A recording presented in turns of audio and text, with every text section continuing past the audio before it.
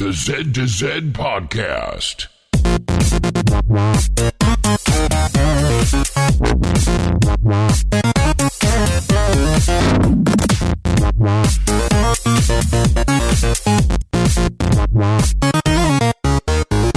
Good morning, good evening, or good day, and welcome to the Z to Z Podcast, the home for Xbox Achievement Hunters and Gamerscore junkies.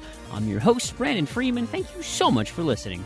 At Z to Z, we love gaming, and in particular, grabbing achievements and gaining Gamerscore. We do news, reviews, and interviews. If it's about achievements, we'll unlock it. Hey, you can find show notes for this show as well as previous shows on our website, z2z.com. This is episode 80. You can also contact us with questions and comments on Twitter at Z2Z, Z-E-D-T-O-Z-E-D, over at our forums, forum.z2z.com, or email us directly, contact@z2z.com. So before we get our show started, I want to take a little bit of a somber approach here. Many of you who are in the gaming community are very much aware, and those of you who are not, there was a prominent achievement hunter in the True Achievements community that he took his own life this last week, and I'm not going to talk about. It was Handy Darkness. Those of you who know him, he's part of the Gankers team. In the Great True Achievement Score Challenge, he's been, he's over 600,000 gamer score. I mean, he's up there on the leaderboards, and he's polarizing individual who, he had lots of friends and he had lots of enemies. And I don't want to go into him and his life. I didn't know him well enough. We were just acquaintances, so I don't feel as though I can talk about that. But what I do want to talk about is just mental health in general, and we'll touch on it a little bit here with the rest of the show. But I want to just to let everybody out there know that there are so many wonderful support systems out there, and that if you as an individual are struggling, you've got thoughts that you're just you can't seem to get out of your head. There are often we do have dark moments in our lives, and whether that is because of a chemical imbalance, whether that's because of just some really crappy things happen to you, whether that's a perpetual, series of events that just continue to bring you down. Whatever the reason there is, it's tragic when an individual thinks that suicide is the best alternative, and that there's nobody there to help them. And so I want you as a listener, if that's ever crossed your mind, or if it's currently crossing your mind, to please reach out to somebody. And if you can't think of anybody, if you can't find a support group or a help a helpline, somebody you can call, then reach out to me. I personally, I can't promise that I am a trained clinician or can do anything in that sort, but I absolutely, want you to know that there's value, you have value, people care about you. I know we've been talking about it in our Discord, in my personal Discord channel, about just those seasons in your life where life just sucks. I had a period in college that was particularly alone, and it was a really terrible time for me, and I had some thoughts I wasn't happy with. But you push on. I owed it to other people to say, look, as awful as I feel, and how easy it would be to just check out right now, that's not in my belief structure. That's not something that I'm willing to do. And I've moved on, and I tried to find help and continue to grow from that. That's not. It's so much easier said than done, because when you're in those moments, when you're in those dark places, it is so difficult to see the light. It is difficult to find joy in anything. And so that is when you absolutely should reach out, and you should find somebody to talk to.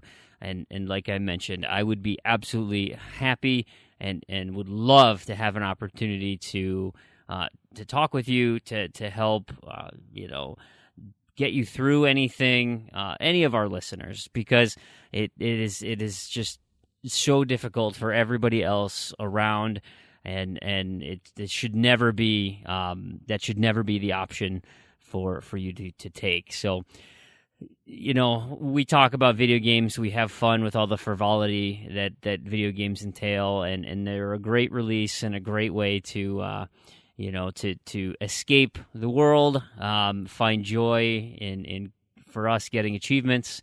That's why I use video games. It helps me de-stress, but there are times when that's just not enough. And so, open invitation to anybody. Of course, there are so many other help and support groups out there. Just please reach out, and don't do anything that you can't take back. We only get one life. There's no continues. There's no restarts. This is it. And so it is. It should not be. It should not end in that way. So if you're interested in helping the Handy Darkness, our thoughts and prayers are with his family and friends. And if you're friends with him as a listener, or you happen to be a member of his family, our deepest condolences to you through this difficult time.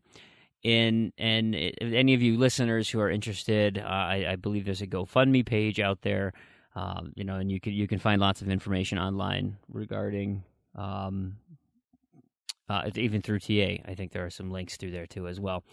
So that being said, look, there's no easy transition out of this. So I think what I would like to do is I haven't been on the show in 2 weeks. I'm not going to make this show either.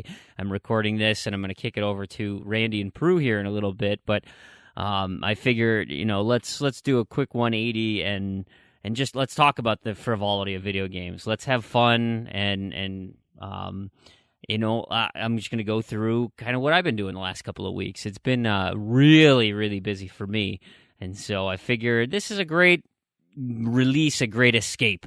So let's talk about video games. In particular, we'll talk about some of the things that I've been working on. Like I said, I've been busy the last 2 weeks. It's been I've been telling everybody I've been burning the candle at both ends. I am absolutely running out of gas. It is getting difficult, and you'll find out later in the show another reason why that is getting difficult, and I'll mention it in my closing of the show as well. But let's start with one of my favorite new boosting groups here. On Sunday nights, we do the Zombie Army Trilogy boosting.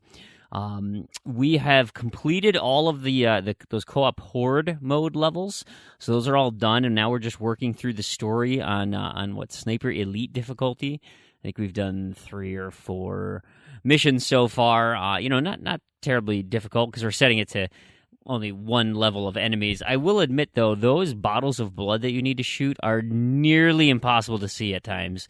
I don't know how anybody has ever found those legitimately. We have to watch walkthrough guides as to where even to shoot.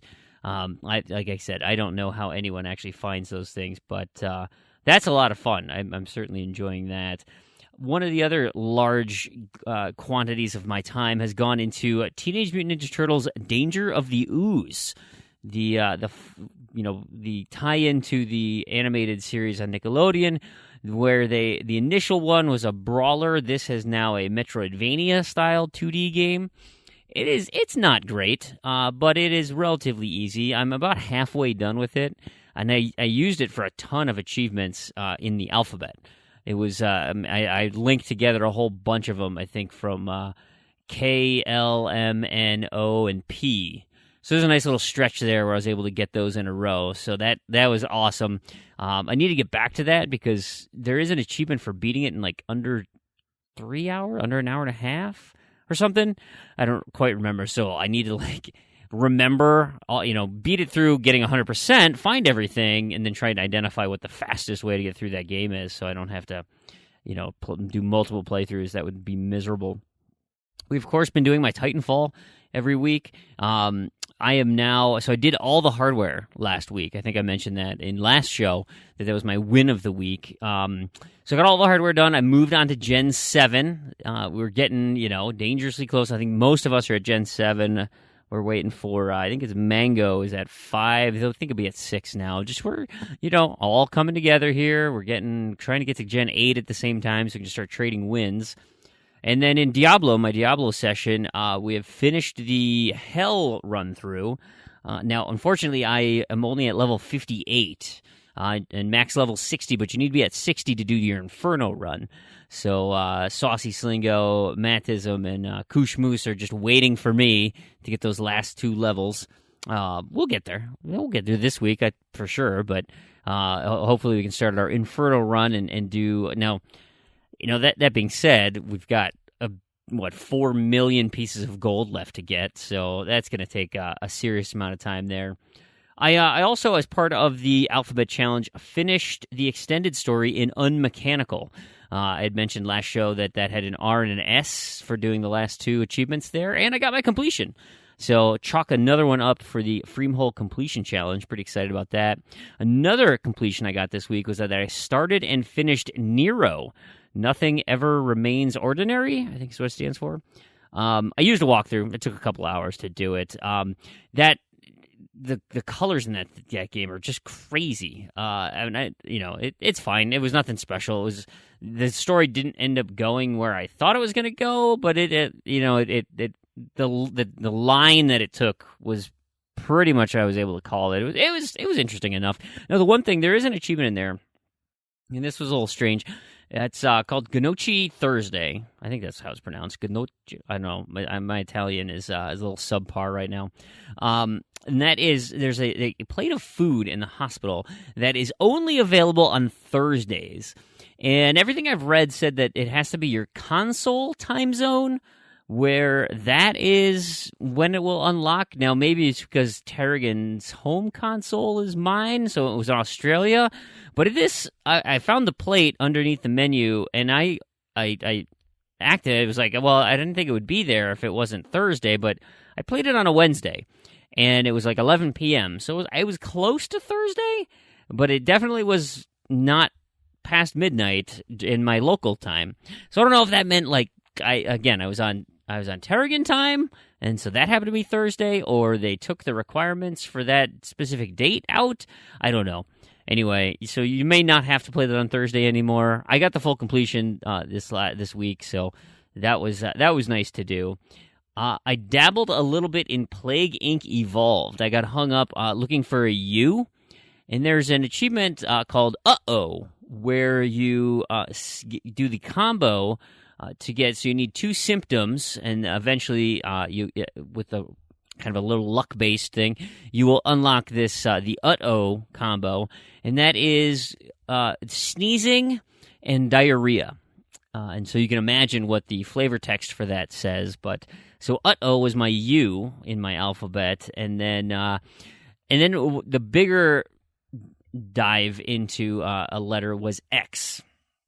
And any of you who have done the Alphabet Challenge understand how difficult it is to find X's, especially if you've burned through some of those easy ones that are already out there like I have. And so I identified World to the West. It was a little indie game that I think I know we have a review code for. I'm not sure we've ever done a review for it, so maybe this can serve as a mini review here. I really like this game. So the mechanics are there's 4 characters. You don't have them all at the same time at the beginning. You're introduced to them individually, and they all have different abilities. And so it's in the same world as Teslagrad, I think, where you've got those people who can manipulate electricity. And so that's your first character. And so she can create like an electric field and use these levitating platforms. She can also turn into a lightning bolt and dash through metal fences and stuff really quick. And so that's her abilities. So there's different puzzles that are associated with her. And then after her little brief piece, you're introduced to another character who he's a little dwarf, a gnome. I think he's a dwarf. He gets a shovel, right? And so he can dig and burrow underground, which he can then burrow under boulders and rocks and stuff and get to different places that way. He also happens to be very small, and so he can fit through small little cubby holes, whereas the other characters are much larger. There's a character in there who is an adventurer. She can actually run, and she's got this weird, scarf that she uses as a whip, so she can traverse gaps if there's like a bar that she can go on the other side, or she can whip an enemy with her scarf. And if you have the hypnotize glasses on, you can actually gain control of that enemy. And so there's tons of puzzles with that. And then the final guy is a big, strong brute who's just superb at fighting, but he's also strong enough to smash through loose rock and chained doors and stuff. And so using those 4 people, you can kind of explore the world. Like I said, you're introduced to them individually, and so you have different puzzles per different person. The X achievement, it takes you about, I think it took me about 3 hours to get to where the X achievement is. The entire achievement list is literally essentially all secrets, and they just say, find the hidden tablet. Now, when you find the hidden tablet, there's a different flavor text that shows up, but the ones that you see initially all say, find the hidden tablet. And they're like these glowing blue, MacGuffins that are around. The X one that you see early, not that early, 4 hours in, is, technically it's missable because you can just walk right past it. It's not, it's in a room that's on your way out of a temple, but you'll see it. I mean, it's like, behind a wall, so you just have to quickly solve this little puzzle to get in through there. But the puzzles are fun. I mean, there's nothing crazy, but you do have to kind of think about them a little bit. There's some movement mechanics that you may have to figure out. There was one in particular where I had to use that lightning girl. That was miserable. I couldn't figure that thing out to save my life, but finally ended up getting that. I just don't have the patience to wait for electrified platforms to move. But I'm really liking that. I'm excited to go back into that. It seems like a pretty deep game. I guess I don't know.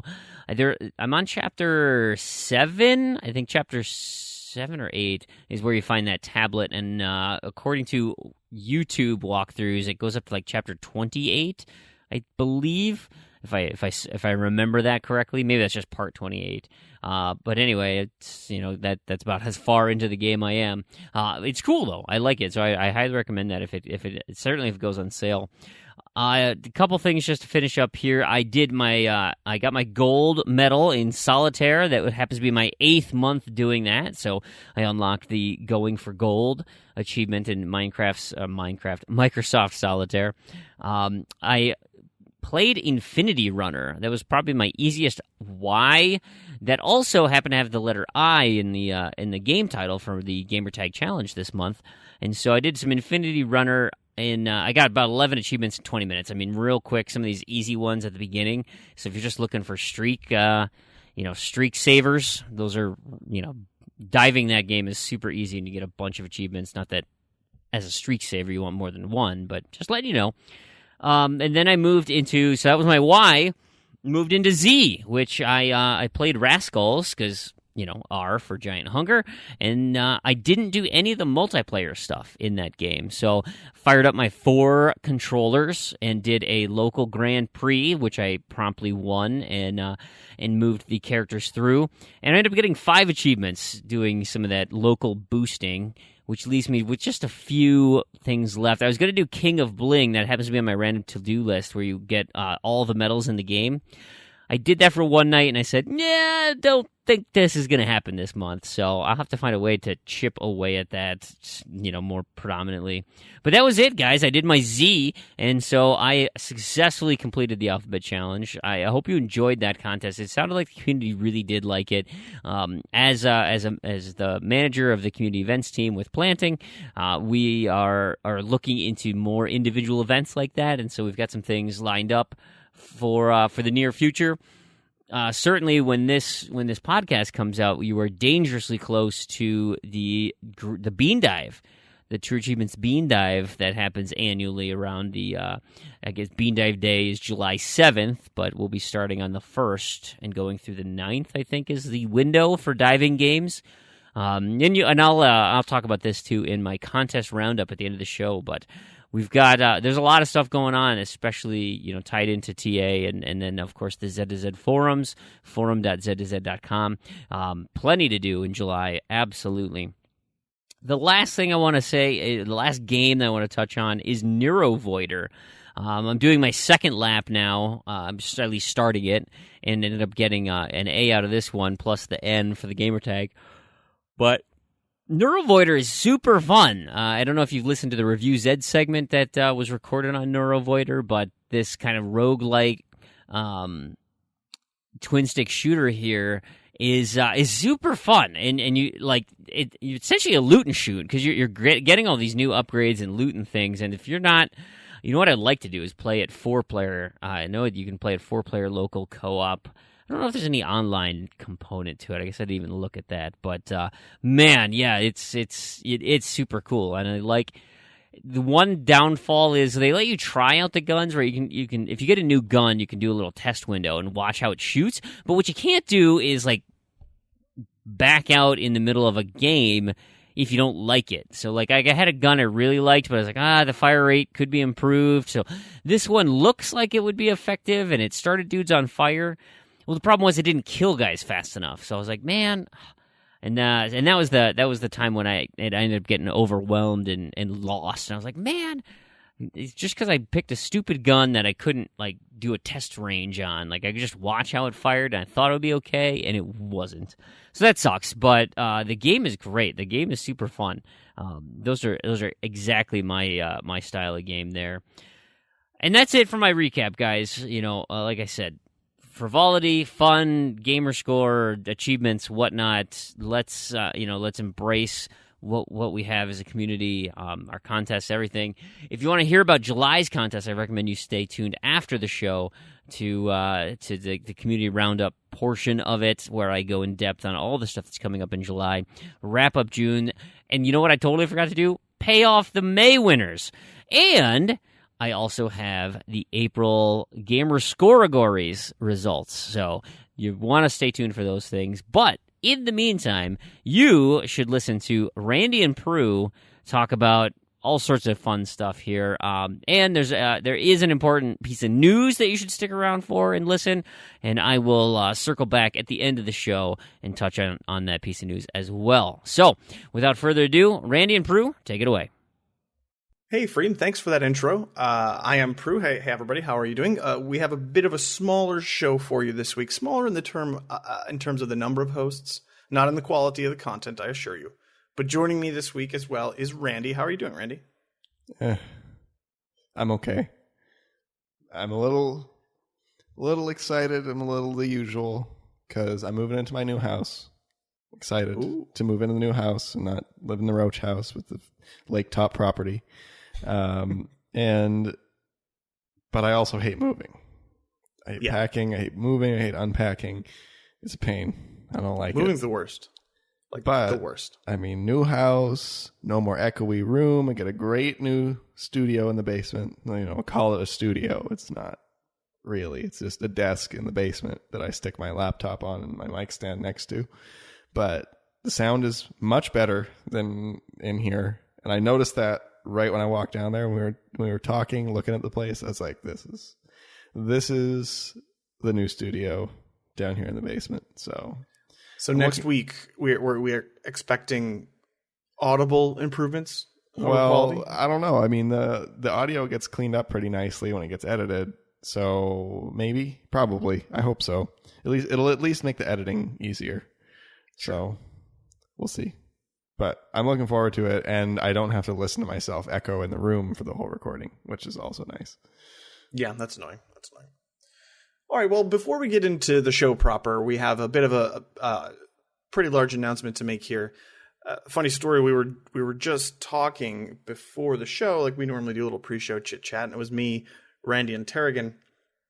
And right in the middle of that, Terrigan's mic decided that it had enough, and I guess I don't know what happened, but it was it just broke and it wasn't working anymore. So unfortunately, he was going to be here on the show and talk to us, and he's not able to make it. So he's prepared a statement. I'm going to read it, and I asked him if he wanted me to try to read it in my best Australian accent, which he seemed to be okay with, but due to the nature of the message, I think I'll just read it in my own voice, and you can just imagine it's Terrigan talking. Okay, so we'll just dive right into that. As some have noticed, I have been fairly absent from the show the last few weeks. Also, the official community Discord server was closed, and I have not joined the alternatives that have sprung up. I have been a sufferer of depression for almost all of my adult life, having begun the signs of it during my teenage years and being diagnosed with clinical depression during my mid-20s. I've been on various medications to deal with this over the years, and for the last decade or so, I had been fairly stable. However, the last 2 or 3 years in particular, my emotional stability had taken a noticeable downturn. I have been finding it harder and harder to get out of bed on some days, and lately my work has been suffering, and I'm often late or absent entirely. Fortunately, my work is very understanding. Ultimately, this means that I can be very fragile emotionally. Some of the personality conflicts that have occurred within the Z2Z community, particularly on Discord, have taken their toll on me, and this has even bled over to conflicts within the Z2Z team. It was getting to the point where I was suffering from anxiety simply by being in the chat rooms. I made the decision a few weeks ago that I was going to seek further help for my depression, which ultimately means seeing a psychiatrist and getting on what I call the medication merry-go-round. This means that I need to come off the medications I'm on, dealing with the side effects and emotional instability that will create, and then going on another set again with side effects and instability and see how that works. If it doesn't work, I do it again and again. It's a frustrating process. It's also one of the most risky periods.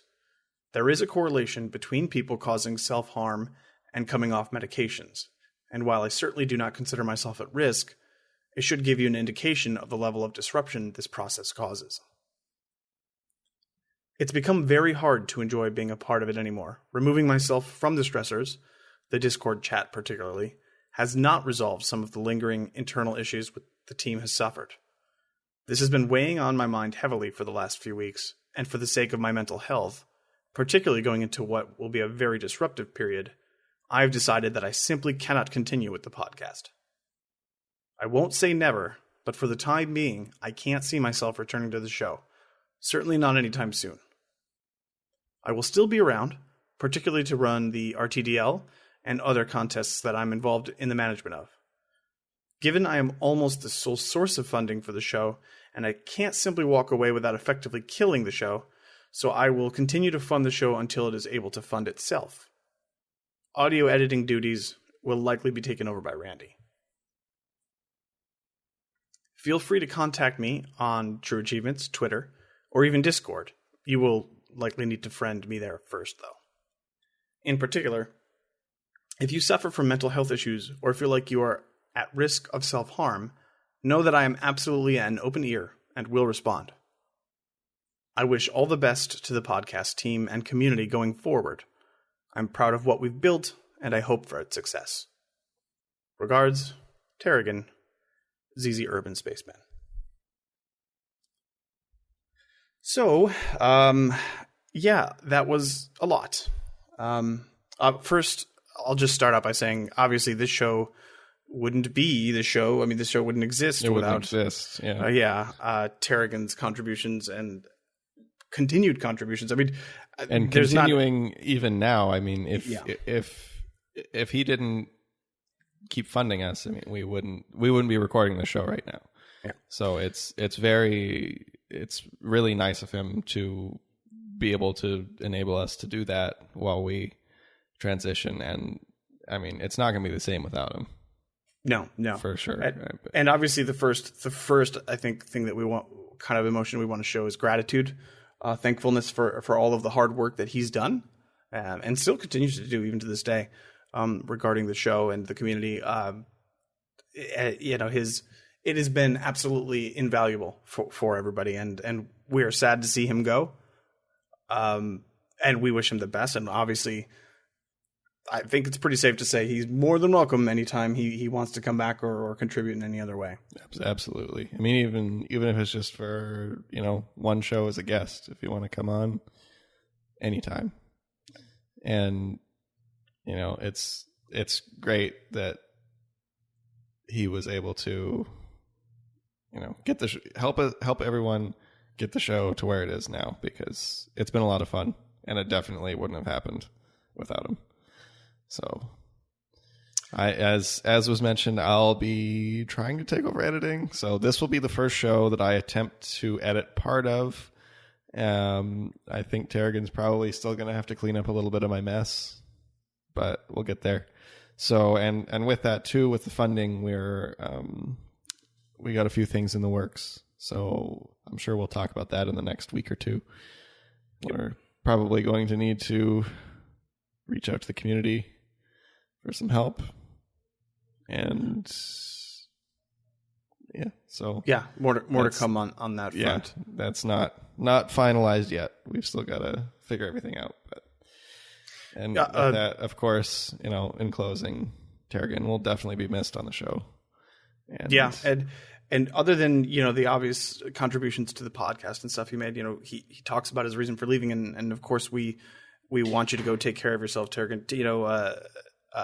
That's so much more important than this kind of stuff, and we wish you the best in your health, and anything that we can do to help or support you, just let us know. Absolutely. So, as they say, I guess the show must go on.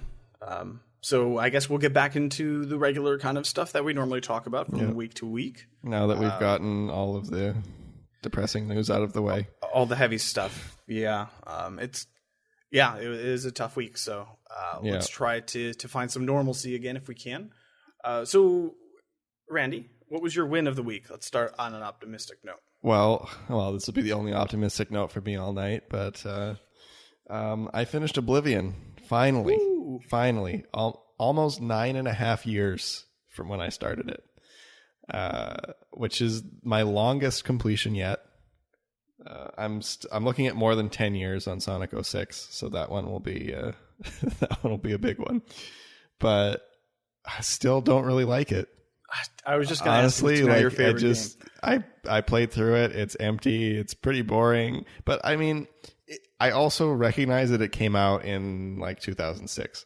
So it was very impressive for the time. I love that they call the DLC expansion packs, and it's big. I mean, the DLC is like a whole Ubisoft game now. So, it's substantial. And it's very different from the core game. So it gave you a new kind of experience while you were playing it. So yeah, Shivering Isles was great. Yeah, that's a fantastic DLC. I mean, I still found it boring, but I can appreciate it for what it is and what it was at the time. I don't think Oblivion's a bad game. I just don't like it. So, I mean, we'll leave Oblivion at that. I'm very glad to have it done. I will not be playing the Japanese version. The super secret cheater weapon helped me very much, that you can access by buying a DLC, deleting it, and then getting into a test area and picking up a test weapon. It's very, very strong. I think I one-hit the boss from Shivering Isles, the final boss, which is pretty awesome. Just so this is put out there, Z2Z does not condone this, because that game is great and you should play it through normal. But you still have to play it. I mean, it's not... I didn't have an enchantment on it for most of the game. It's still super strong, but it's not like one-hit everything strong. Oh, okay. I think I got to half health once. Yeah, so you wonder why it was boring. No, it wasn't. The combat's kind of boring. Oh, anyways, we're going to stop talking about that now. I love that game. So I completed it before you, by the way. You did. I'm going to rub that in. I've told this story before. I am now super OCD about saving games. Like in Skyrim, I'll save every, less than 5 minutes probably. I'll have hundreds and hundreds of saves in particular on any game that I can that has an open save system, because of Oblivion. Because I got to a choice in the Shivering Isles where you have to do one thing or the other, and I hadn't saved in hours. It had to have been hours, I guess, because I never went back, or something I think my one save got deleted or something, but for some reason I would have to go through the game, well, not the whole game, but I'd have to go through the game enough to get into the DLC area again, do the entire DLC, and then make the other choice. And I just have never gone back. It's the only achievement I have. Do it. It's like 4 hours. It's one achievement, but it's just, I was so salty. It's not even that long. Because I thought I had saved. I remember trying to save right before something happened. I can't remember, but. Come on. Just go do it. I know. Just I know. do it. I will. Once it comes up for a random, it won't come up. I already said that. It won't. It will not. You just got to do it. Yeah, I will. I'm sure I will at some point. Okay. My word of the week is,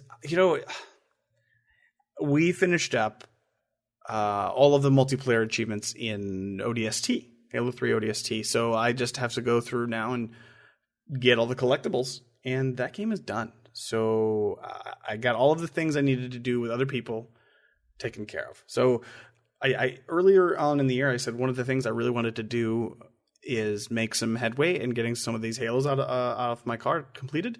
And this will be the first, but there are plans in the works for the rest. So actually, if you're interested, we're going to be moving on to Halo 3 multiplayer pretty soon here. If you need some of those achievements, just let us know. Oh, and yeah, if you want to do the VidMaster annual achievement, everybody I know seems to already have that achievement. Would love to find a community group to do it with instead of just doing it with some random people on TA. So please hit me up. I want to get that done.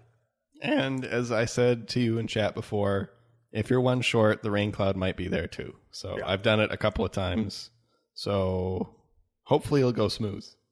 I'm hoping. Hopefully. I'm keeping fingers crossed. It's a bit of a pain, but there's a couple of little tricks you can skip a few things, so it's not so bad. So we'll see how that goes. But that was our win of the week. Let's start talking some topics here. This probably will turn into one of our biggest topics on the show. Oh yes, absolutely. So Ubisoft enters the crowded horse game market to compete with great titles like My Horse and Me 2 and what is the one new one, Horse Racer 2016 or something? I got it on the sale. Yeah. Mm-hmm. Yeah. So turns out it was actually released in 2005, but it was in the news recently. We don't remember why. 2005 or 2010? I thought it was 2010. 2005. The video I saw was from 2010. The release date is 2005. Oh my goodness. Seriously? So this game came out in 2005. It's for Android and iOS. And I know what you're thinking. Why are you talking about Android and iOS? But this game has it's called Horse. It's Horse. So it's spelled HOWRSE. But the logo, like the name, is stylized to look like HAWRSE. Yeah. So we sat here before the show for like half an hour just repeating horse. Yeah.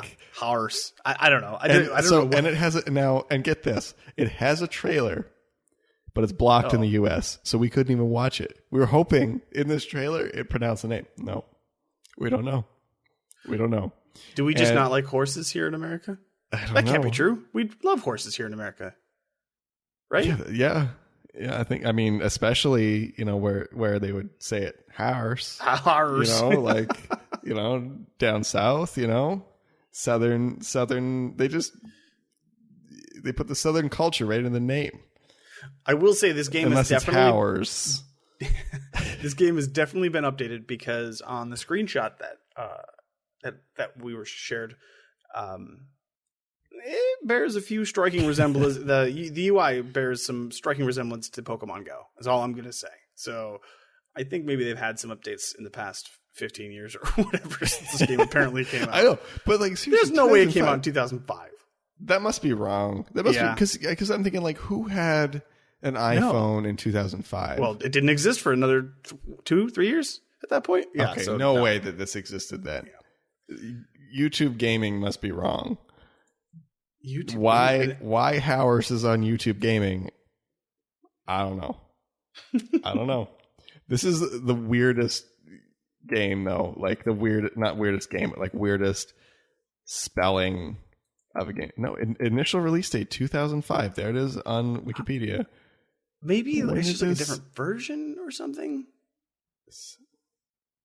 Okay, it's a French game, so maybe we have to switch to France to figure out Horse. Okay, it must have been a web game first. Yeah, that's what I'm thinking, and then you know what? We don't really need to spend too much time we don't on know, this. But we're it's super weird, and I guess Ubisoft has something to do with it now. Basically, we know a lot of members, a lot of listeners have played through a lot of these horse games. Oh, and if they miss award-winning horse games, yes. If they miss it or they really want to go back, or just play it on the go, yeah, or wait for the Xbox One version. That's true. I don't think there's going to be Hours. an Xbox One version. Anyways, So if anybody knows how to pronounce Hours, please let us know. it would be. It's going to lay this debate to rest. Okay, so Randy, do you want to talk about threes?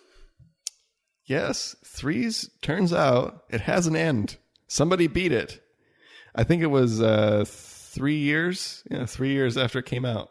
Somebody beat threes, which is pretty crazy because if you look at the stats on TA and using solvers, I mean, I think there's like 4 people or something that completed it, and that doesn't even completed the achievements, which doesn't even require you to complete the game. So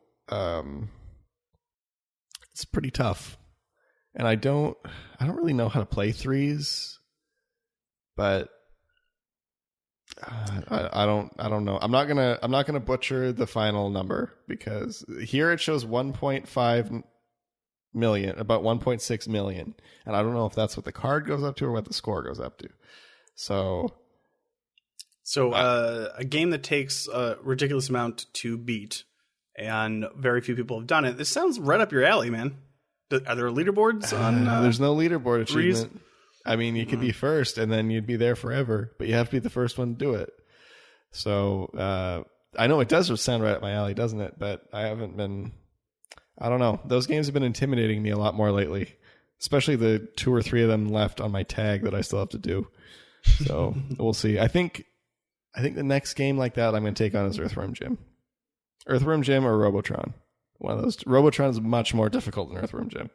So it's probably going to be Earthworm Jim. Is the Robotron game just like a emulation of the old game? Robotron 2084, the arcade game. Yeah, okay. Yeah. That What's one so hard required, about that? Get to wave 100. Oh, okay. Yeah. Yeah. I haven't even made it to wave 10. Yeah. And I really like Robotron, so yeah, it's a super fun game. I love that game though. It's so fun. Every time I see the cabinet, I'm a sucker. I always have to play it if I see it somewhere, which is not often, but I love it. I love playing it in the arcade. That's good. So now what about the sports league on TV? Oh man, how awesome is this? Rocket League is coming to not just TV. It's not like Spike TV or anything like that. NBC, one of the big 4, is going to broadcast a $100,000 Rocket League tournament, and I'm going to win it. I cannot wait. It's super exciting. No, I'm not going to win it. I'm not that good. Esports, it's so funny because I know I have some friends that are really into the scene, like really cool. They watch it all the time, and I've never really gotten into it. But I think if I was flipping through channels, again, I'm a cord cutter, so I'm not going to be flipping through channels. But if I happen to be at a place where this was showing, I would definitely watch this. It's mostly because and Rocket League is like, it's so approachable. Yeah. Because there's no rules to know. Like, it's just big ball, rocket cars, 2 nets. Yep. That's it. Like, It's so like, even if you know nothing about esports, nothing about Rocket League, you could watch that and be like, oh, it's kind of cool. And I'm sure, I've never watched high level play, but I'm sure it's intense. They spend a lot of time in the air. That's what I've heard. Yeah. But so do I when I do my signature move. That's just true. And we're winning 50% of the time, But this is super cool. This is, like what you were saying, it's so approachable because something like Overwatch, which does have, or Dota, or any of those types of games that are character based, you have all these different variables. So it's so hard to watch unless you're super idea. into it. It's so complicated. It's too, like, I can't even watch Overwatch, and I've been playing shooters like forever. I mean, not a competitive level, obviously, but it's like, it's just too hectic. It's too hectic, and there's too much going on, and MOBAs are even worse. I don't even know how people play MOBAs at professional level. It's just like, I've intentionally avoided them because I know that if I got into them, there I am. I just play MOBAs now. That would just be your thing. I've lost a couple of friends to that, but it's like, I've played them a couple of times. I remember, I I played Dota. A friend and I checked out this like kind of gaming / internet cafe, and because Dota's free, we could play it there. Like, because we didn't have a lot of recent stuff on Steam. Because the idea was you go there, they've got a bunch of new games pre-installed, and then you just log in your Steam account and you can play them there.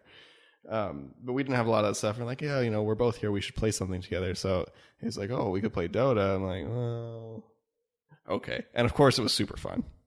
But I was a total noob. Died a zillion times. It's a really interesting point that you brought up about like the accessibility, though, because I'm like, yeah, I would never watch a Dota tournament, but I would totally watch Rocket League tournament. And I'm thinking in my head, I would also totally watch a Smash tournament, but Smash is approachable too. Do you?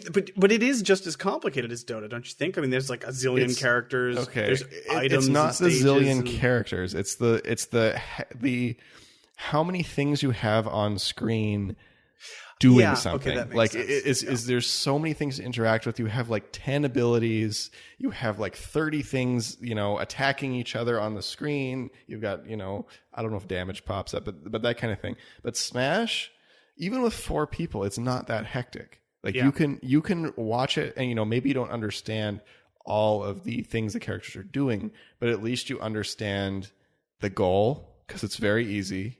You just knock them off the edge. That's it. Yep. Just knock them off the edge.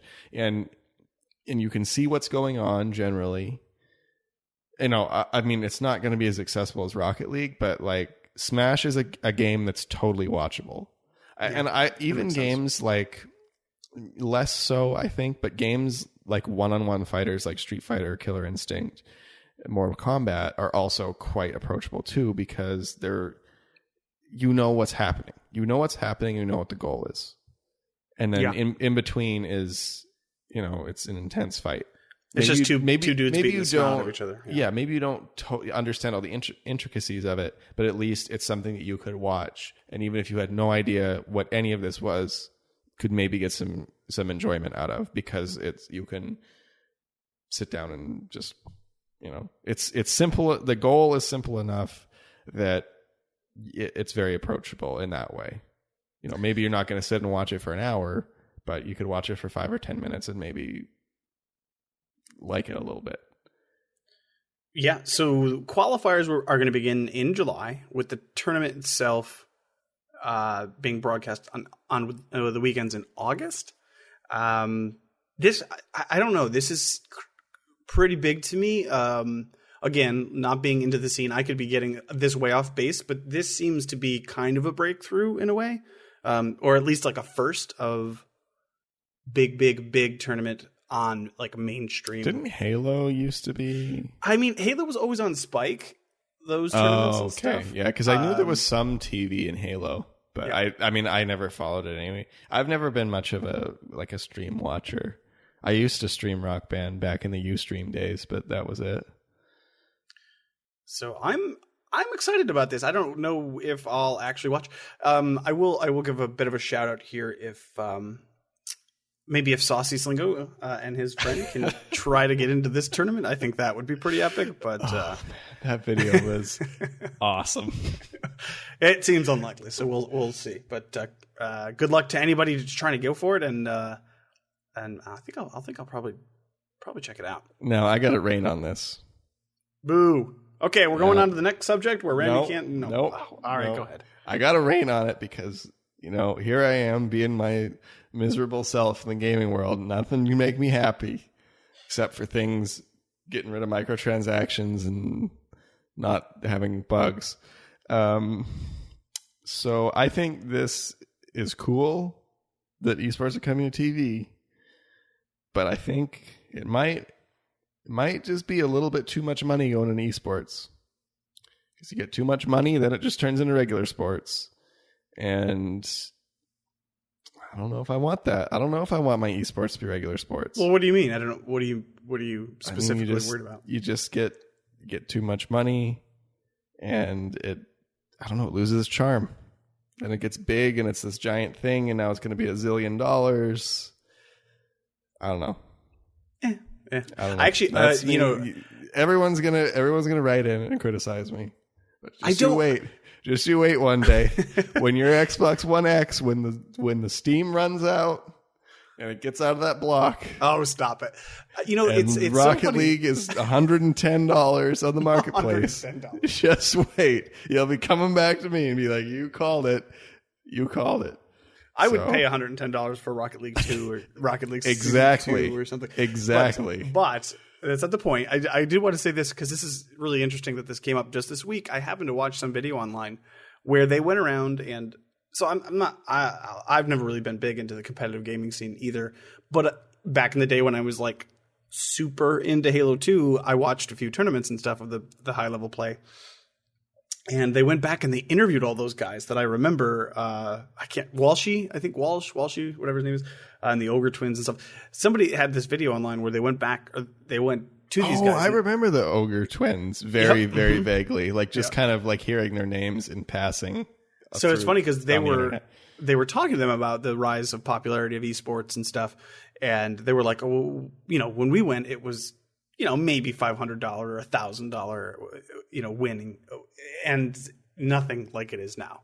Oh, yeah, of course not. It's so funny. And it's been blown up with Twitch. It's been so quick, so fast, like the rise of esports. But look at gaming as a whole. I mean, gaming as a whole has blown up since like 2009, 2010.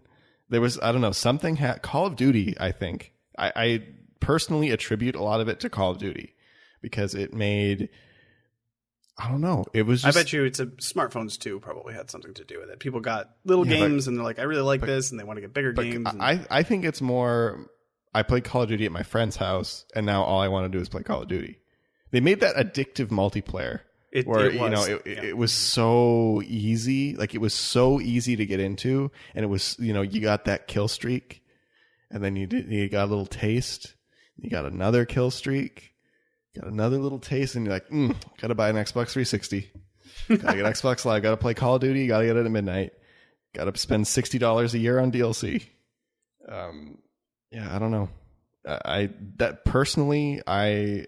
And then of course, it snowballs from there. But I don't know. That's my personal thing is I kind of look at Call of Duty as the blow up. Yeah, I don't know thing. I don't know if that's a causation thing. I see that more of just right place, right time. It very well could be as well. Yeah. So I don't know. It is interesting to go back and kind of look at that, but it's tough to deny, especially at this point now, that esports is a real thing, and it's good to see. Hey, these guys that go out there and work real hard and practice, and I'm sure play a zillion trillion hours of Rocket League every day. Yeah, well, why not? Give them a slice of that money if you're making all that money. Why not? Someone got to have me on their team for my signature move. I don't know how effective it would be on high level play. I mean, they're not going to see it coming. They're not going to see it coming. Okay, so Rocket League coming this summer on NBC. Awesome. Sports TV. Yes, sports TV. Okay, so moving on. Freem put this in here. I don't really know it's that really important to cover, but I guess we'll talk about it real quick. I guess some Sony executive, he said that indie games are wasted time, quote unquote. Ooh. I mean, he's obviously out of touch, but does it matter? It's been very clear after E3 that Sony is very out of touch. Yeah. I think Sony's always been out of touch, don't you? I totally agree. That company has been out of touch it's only slightly less out of touch than Nintendo is. It's just, So I don't know. I think they made a few good decisions. Like when the PS3 was passing the 360 in popularity, kind of near the end of that generation, I think they made a few good decisions, particularly the decision to allow indie developers to publish their games without a lot of difficulty. And now they're irrelevant or something that they said. It's like what are you talking about? And for me, indie games are more relevant now than they've ever been because the AAA space is stagnant, overpriced, and boring. Like they've got pretty graphics. I got not much else. I will, in fairness, I will read the quote directly. So, paraphrasing doesn't. Let's be fair. We're not just going to rip on. So we're not just going to bring the pitchforks and the torches. Well, that's why I'm kind of like less interested in even talking about this, because there's just some guy at Sony who thinks this. But he said, yeah, but do you not think that potentially, if this is an executive at Sony, does that not reflect the other people? I mean, maybe it doesn't. Maybe it doesn't at all. Yeah. So he said, okay, well, we'll get into what he said, and then we'll see why maybe he thinks this, and maybe does he have a point or not. So he says, nobody can really learn anything about the games in that sort of time. It's almost viewed as wasted time. He said there was a time and a place for indies. It was just good to talk about in 2013 and 2014. It is less relevant now, which, again, I think it's pretty fair to say we both completely disagree with. And I think it's quite the opposite, because, I mean, now we're getting indie studios that have, accumulated enough money to make something really spectacular. Like Yooka-Laylee. Look at that. Yeah, that's amazing. Like, that's a gorgeous, gorgeous game done beautifully by, like 8 people or something? Not very many, for sure. Yeah, because what I would really like to see is get a few studios with that magic number of like 30 to 50. Because that amount of people was big enough to make something gorgeous, but small enough for it to still have heart. Like N64. Like a lot of those big N64 hits, I think the teams were like 30 to 50 people. And it seems like that's kind of a sweet spot for great games. They're not going to be humongous. It's not going to be GTA 5 size and things like that, because I mean that's, you're talking a giant studio with giant budgets that are just crazy, but it can be something that's like Yooka-Laylee, that's maybe not, that looks good. It's not as big as something like GTA. Also doesn't cost as much. And it doesn't need to have microtransactions. And it can be a little self-contained thing that's great, and then makes enough money to keep the studio going and maybe fund a sequel or fund a new project. And yeah, I mean, I would like to hope that happens. It seems to me that, and of course, as achievement people, we are going to skew a little bit more in this direction generally, I think. But it also seems to me, just as a gamer, I do play some AAA titles, but it seems to me that most of my gaming time is taken up by lower budget games. As far as the newer games go, like I'm way more interested in some of these lower budget titles than the next Assassin's Creed or whatever. It just seems like that's just the way it is. And partially I think because it's this kind of franchise fatigue that we keep hearing about, sort of stuff. Gears 11 or again Assassin's Creed 17 or whatever. So the real innovation is coming from indies, and they're more willing to take those risks, and sometimes it works, and a lot of times it doesn't. But yeah, to say that they're less relevant seems short-sighted, to say the least. And hey, better for Xbox, because man, Xbox is being great to indies these days by the looks of things. Yeah. So yeah, and it's just like, really, like what game, like, do you play games? I don't know, maybe some people love Assassin's Creed. I guess obviously a lot of people love Assassin's Creed 17 because people keep buying it. But yeah, I mean, it's like there's no risk taking at all, almost, in the AAA space. Like it's just the same thing over and over again. And I really want to like AAA games, because I really like most of my favorite games from the last generation were AAA, and obviously there's less kind of indie stuff or smaller stuff, but still they're like the big budget type of, not Call of Duty, but fairly mainstream games.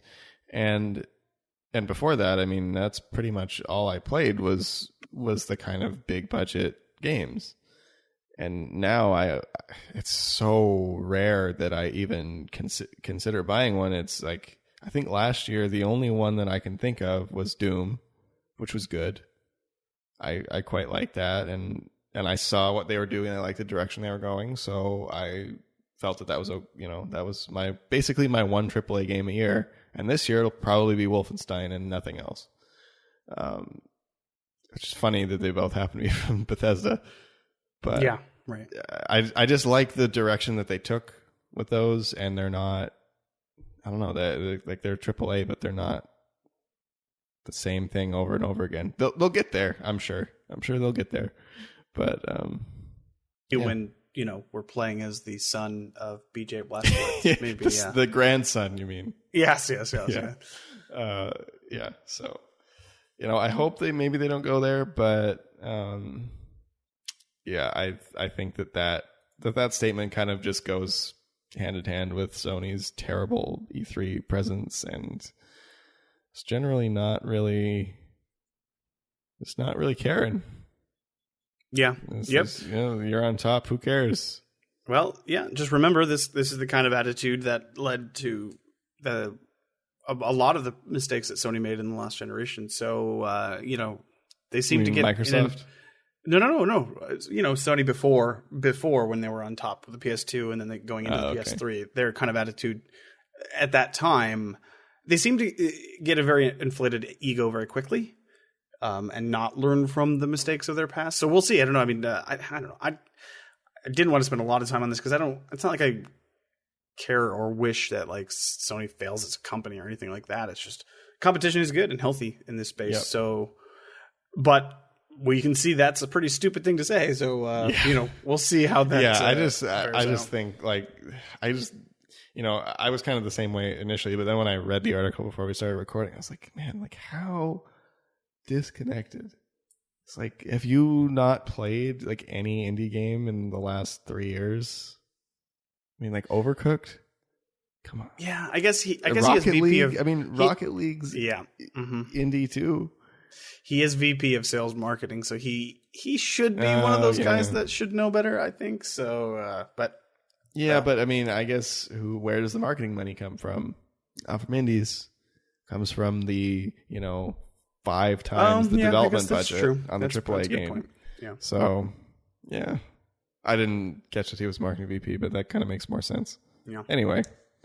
Yeah, maybe he was just looking out for his buddies over at the big companies, and himself. I mean, somebody's got to pay that big marketing salary. It's not Sony. All right, so let's move on to some feedback. We got a message from Lucky32468 who said, "Love the podcast. Listen to almost every episode. Have you guys ever had a save file corrupt on you? I just did with Forza 4 at about 80% through the career mode, and it stinks. Thanks, and keep up the great work." Well, that sounds awful. I am sorry that happened to you. Has that ever been the case for you, Randy? Well, I kind of just had this happen recently, actually. I went to get an old account I had that had the Mexican version of Buku Sudoku. USB stick corrupted itself, and I don't have the info anymore. So, oh no, it's gone. It's gone along with a few other things. So that was unfortunate. I actually can't remember the last time I had a save corrupt. I definitely have. There have been. The last one. I mean, it wasn't totally a save corrupt, but it's the same effect. Was Pac-Man Kart. That still to this day haunts me, man. That game is so boring. So boring. Is when I updated my phone, it wiped all of the app data. So yeah, there goes 10 hours into Pac-Man Kart. It just means you get to do it all again. 10 hours of fun. It's brutal, but yeah, it sucks. It's the worst. I can't remember a specific time that I had. I'm sure I must have had some sort of corruption at some point, but I'm kind of super careful about backups and saves and making sure I always have multiple copies if possible, or it's saved to the cloud or whatever. Not that stops it necessarily, but it's I guess maybe I've been lucky. So, but I'm very, very worried about it always happening. It's always like on the back of my mind, like, oh my God, I really hope nothing happens. Like this is why in Skyrim I've had, 1,000 saves I think I had in Skyrim. So I'll talk about my Lost Planet 2 story. So I too am fairly concerned about it happening. So I'm always very careful about, turning off my Xbox, making sure my cloud saves sync properly and things like that. Now, I have so many games that I play and so many saves that I tend not to have them backed up, which I would like to do, but it would just take so long that I don't know if I could do it. But when I got number 1 on the leaderboards in Lost Planet 2, that information, that part of the achievement, because it's not an achievement in itself, it's part of an achievement that has like 600 sub-achievements. So it's the last achievement you get. You get everything else along the way to getting this achievement. So when I got that title, I knew I didn't ever want to do that again, because I'd have to beat my own score to get it again. Which would be even harder than doing it the first time. So I backed up that save, I think, to like 8 different devices. And I still have it. I still have it backed up to all those devices until I complete that game, because I was like, if I lose this save, especially now, like there was a group of people that came over from the PS3, and the PS3 times were much harder than the Xbox 360 times, and they went through and just cleaned up on the 360. So all the times are super, super hard to beat now. And I never, ever do it again. It just wouldn't be possible. So I definitely made sure in that case to back up my save excessively and make sure I didn't lose my leaderboard achievement potential save. Yeah. No, some of those ones you got to be careful with. If you're spending 200 hours, you don't want to. Yeah, you don't want something terrible to happen. Yeah, and it's like, it's probably excessive. It's definitely excessive, but I'm a little, as you probably know, I'm a little paranoid. Better safe than sorry. That's what they say, right? It's my rainy nature. All right, so we got from JJ Aldana asked, what did we think of the Devolver press conference? I forgot to watch it. Oh, no. See, I didn't watch it either. He specifically says he thinks that, or she, I should say, they're pretty sure that you would like it. I read an article on it and I watched a little clip of it. It was basically kind of a spoof, right? A parody, I believe. Yeah, it sounds like they got to do what I wish I could do professionally. It's just rain on the whole thing. Mm-hmm. Yeah, and actually, JJ sent this to me directly as well, and I totally forgot, because I really wanted to watch it, and then I got caught up watching all the press conferences, and I was going to watch this, and I totally forgot, just like Nintendo. I'm going to have to go back and watch it, because I've heard it's hilarious. Yeah, no, it sounds good, but we'll get an update for you, JJ, when Randy actually gets around to watching it. Philip Wendell next asks if we think that Xbox is betting against VR, since they didn't mention it at E3, and do we think PS4s will go the way of Kinect? It makes him nauseous, personally. Well, I was actually kind of surprised that we didn't get any VR at E3. I'm sure the thing is, not E3, excuse me. VR is still kind of untested, unproven at this point. I have to imagine Microsoft at least has like a backup plan if it explodes and blows up and goes crazy. Maybe they didn't want to pull the trigger on it because they now know they have the time. They don't need to be competitive in this space yet, because it's not setting the world on fire, so they can iterate on it or make it better or whatever.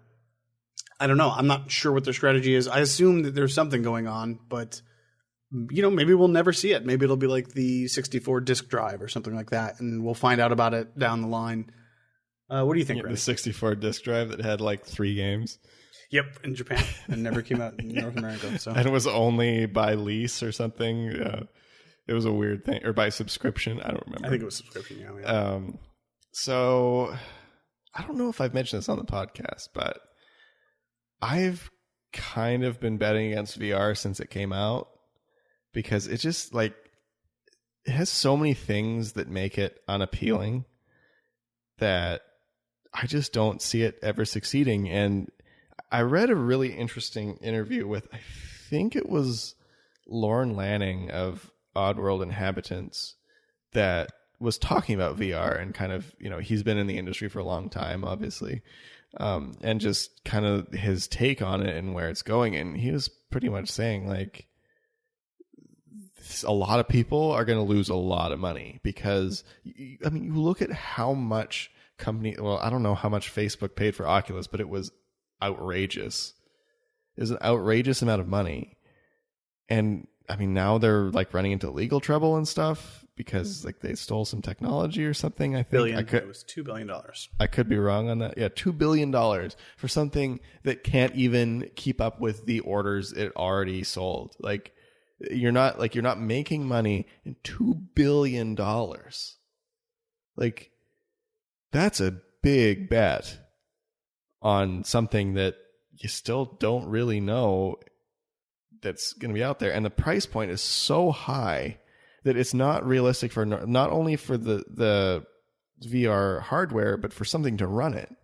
So, I mean, you're looking at, okay, if Scorpio has VR, which I think Microsoft is doing very well in that they're not making their own headset like Sony did. So you can, if you've already got an Oculus or at least that, kind of what the impression is. I don't think it was officially announced.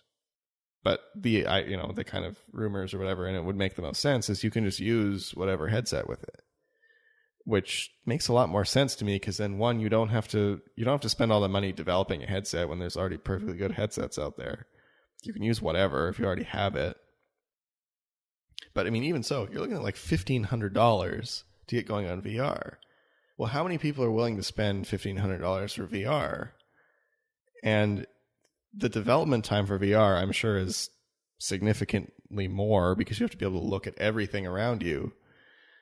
And so, okay, your install base of the hardware is like tiny. It costs more. It's going to cost more to develop it, or it's just going to be gimmicky stuff like Wii Sports. What's the point? It's like nobody's going to make anything good for VR because there's not enough people to buy VR. At least with Kinect, there was a few good things. Excuse me. They made Star Trek Bridge Commander for VR, so people are making good stuff for VR. Thank you. Button pressing simulator. Star Trek Bridge Track. If you think about it, my favorite game from E3 last year. Okay, yes, no, I get what you're saying. I don't disagree. I was never super excited, except for Star Trek Bridge Simulator. I was never super excited about VR. So it's not. Again, I think it's kind of an inevitability. I think it's just we may not be there technologically yet. But at some point, if you can just put glasses on and be inside of a video game instead of how we interact with them now, I think it's just gonna, we're just in the very early stages of that. Yeah. And I don't know. It's just gonna be that way. I really do. I think it's 10 years from now, maybe, I don't know, maybe 15 or 20, I don't know, but I think we'll get there eventually. So, we'll see. Maybe next year at E3. Maybe they didn't want to overload this E3 with both Xbox One X and VR stuff, and I don't know. We haven't seen anything on the what is Microsoft's AR stuff called? HoloLens. HoloLens. No, with HoloLens, so. I don't think that's been kind of, at least with people in the achievement community that I've seen talking about it, is it's been interpreted as a gaming device, and I really don't think that's what it is. I mean, it is a crazy good productivity device. Yeah. Like, it's super cool for that, and I think because it had that Minecraft demo, people thought, oh, this is like for gaming.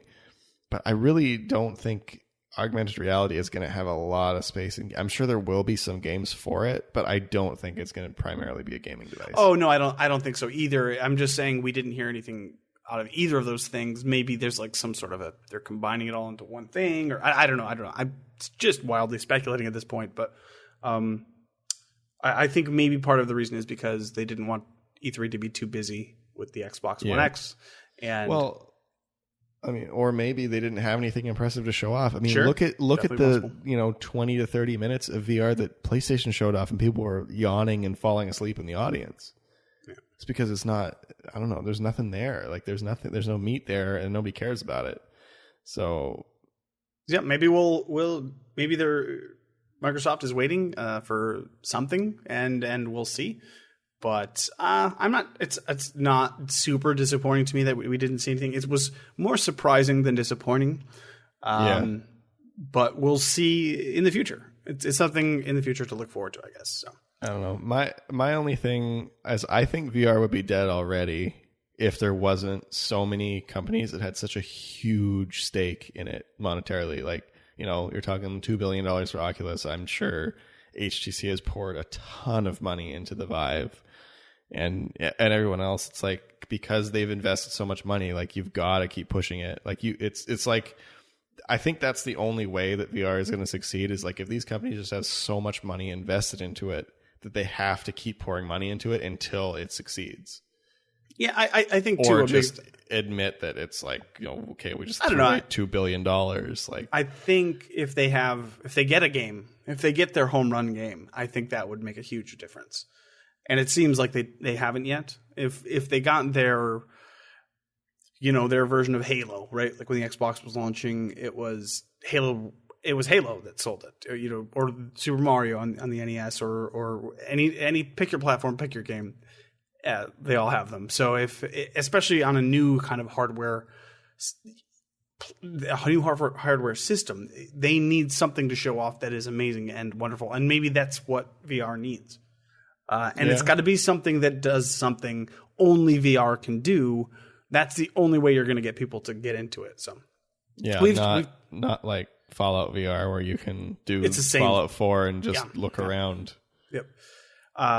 We've talked VR to death on the show, so we won't spend too much more time on it. But we'll see what happens in the future. I'm not really sure, but really just kind of surprised we didn't see nothing.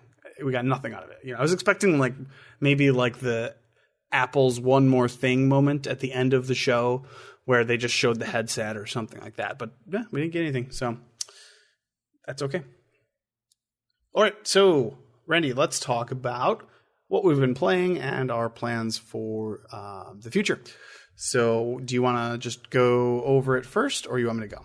Yeah, I'll just dig right into it. So since we were talking about Pac-Man card, I actually popped an achievement in that this week. Ooh. For random to-do list. It was just an easy one that I had sitting there, so I figured I'd grab it. We had a little Killer Instinct session as well. Because I want to get all those achievements. Yeah, and I do too. And I taught you the wonders of combo assist. Yeah. Even beat me. I beat you. Well, to be fair, it was completely button mashing. Well, you beat me on a character that I don't really know how to play, so... But you still beat me. So we had some fun playing Killer Instinct. I also finished off Saints Row 4 Australian version, Xbox 360 version. So we only have one left. One more time on that disaster of a game.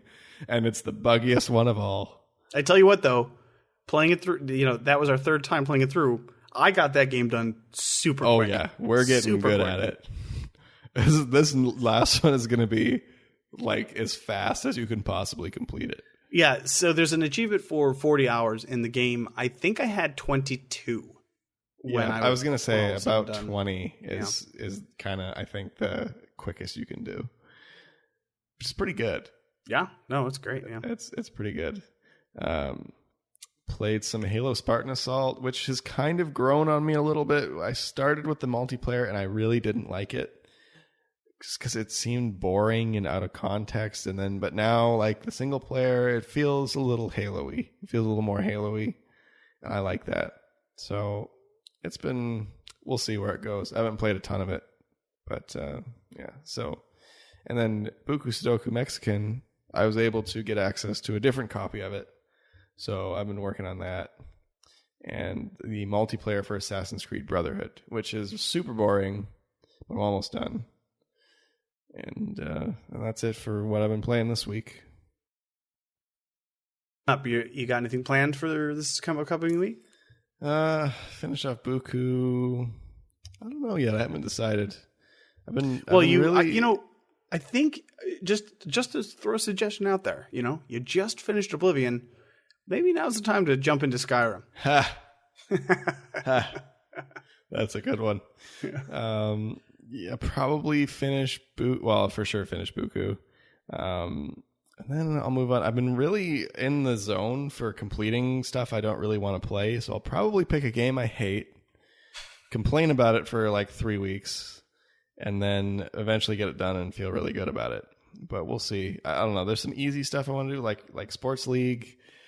I mean, it's such an easy completion. I should really just do it. I've got a couple of games with one achievement left, but we'll see where that goes. You got to go back and clean up Star Trek. Oh, that's true. I do. Ugh, what a miserable experience that game is. It's easy. It's so quick. I know, but it'll sucks. Be so quick. It sucks. It's not great. It's not a good game. Speaking of sport, I'm going to jump in from there because it's kind of a great transition for me.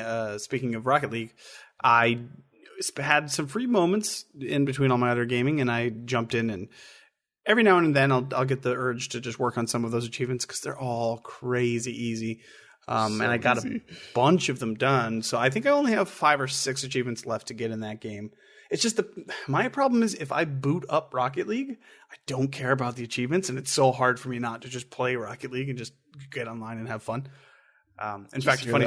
Just hear that sports music, and you're just ready to go. I'm just ready to go, and it was it was interesting because we have the community Titanfall Thursdays, and this week was kind of one of those weeks. It seemed like nobody was super motivated to play, but we were just there. It kind of quickly turned into an impromptu community Rocket League session, which was a lot more fun. And we were doing 3-on-3s. So there were 6 of us doing the game and playing the game. And I think Freem was the only one still in Titanfall.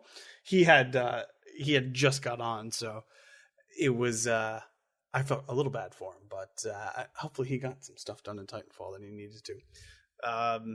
Other than that, working just on by himself. He was just working on Titanfall by himself. Yeah, there may have been somebody left over in Titanfall. I can't remember specifically because at that point I was, knee deep in Rocket League. You're all sportsed up. Yep. So, and it's so much fun too. It's so much fun because there was a couple of people who really hadn't played much Rocket League before, and we would just do random teams. And so it was sometimes it'd be a blowout, sometimes it'd be really close. It was just a lot of fun, and just teaching the people the game as well. Anyways, God, I could literally talk. This could be a Rocket League podcast. We're really gonna have to sit down and play some local Rocket League come our McRoad trip. Oh yeah, we could definitely do that. That's gonna be fun. Yes. Well, or in July. It's July as well. That's true. Yeah. We'll have some good sports fun. So speaking of things I've been playing, yesterday was my first time playing 4-player Overcooked. How was that? It was crazy. So what I didn't realize, we talked about this earlier, but what I didn't realize is in Overcooked, your what's the word I'm looking? Objectives kind of increase with the amount of people that are playing. So it's harder, well, technically harder, but could be considered easier depending on how the situation is. The more people that you have, the more stars you need to get, or tip, or whatever it is.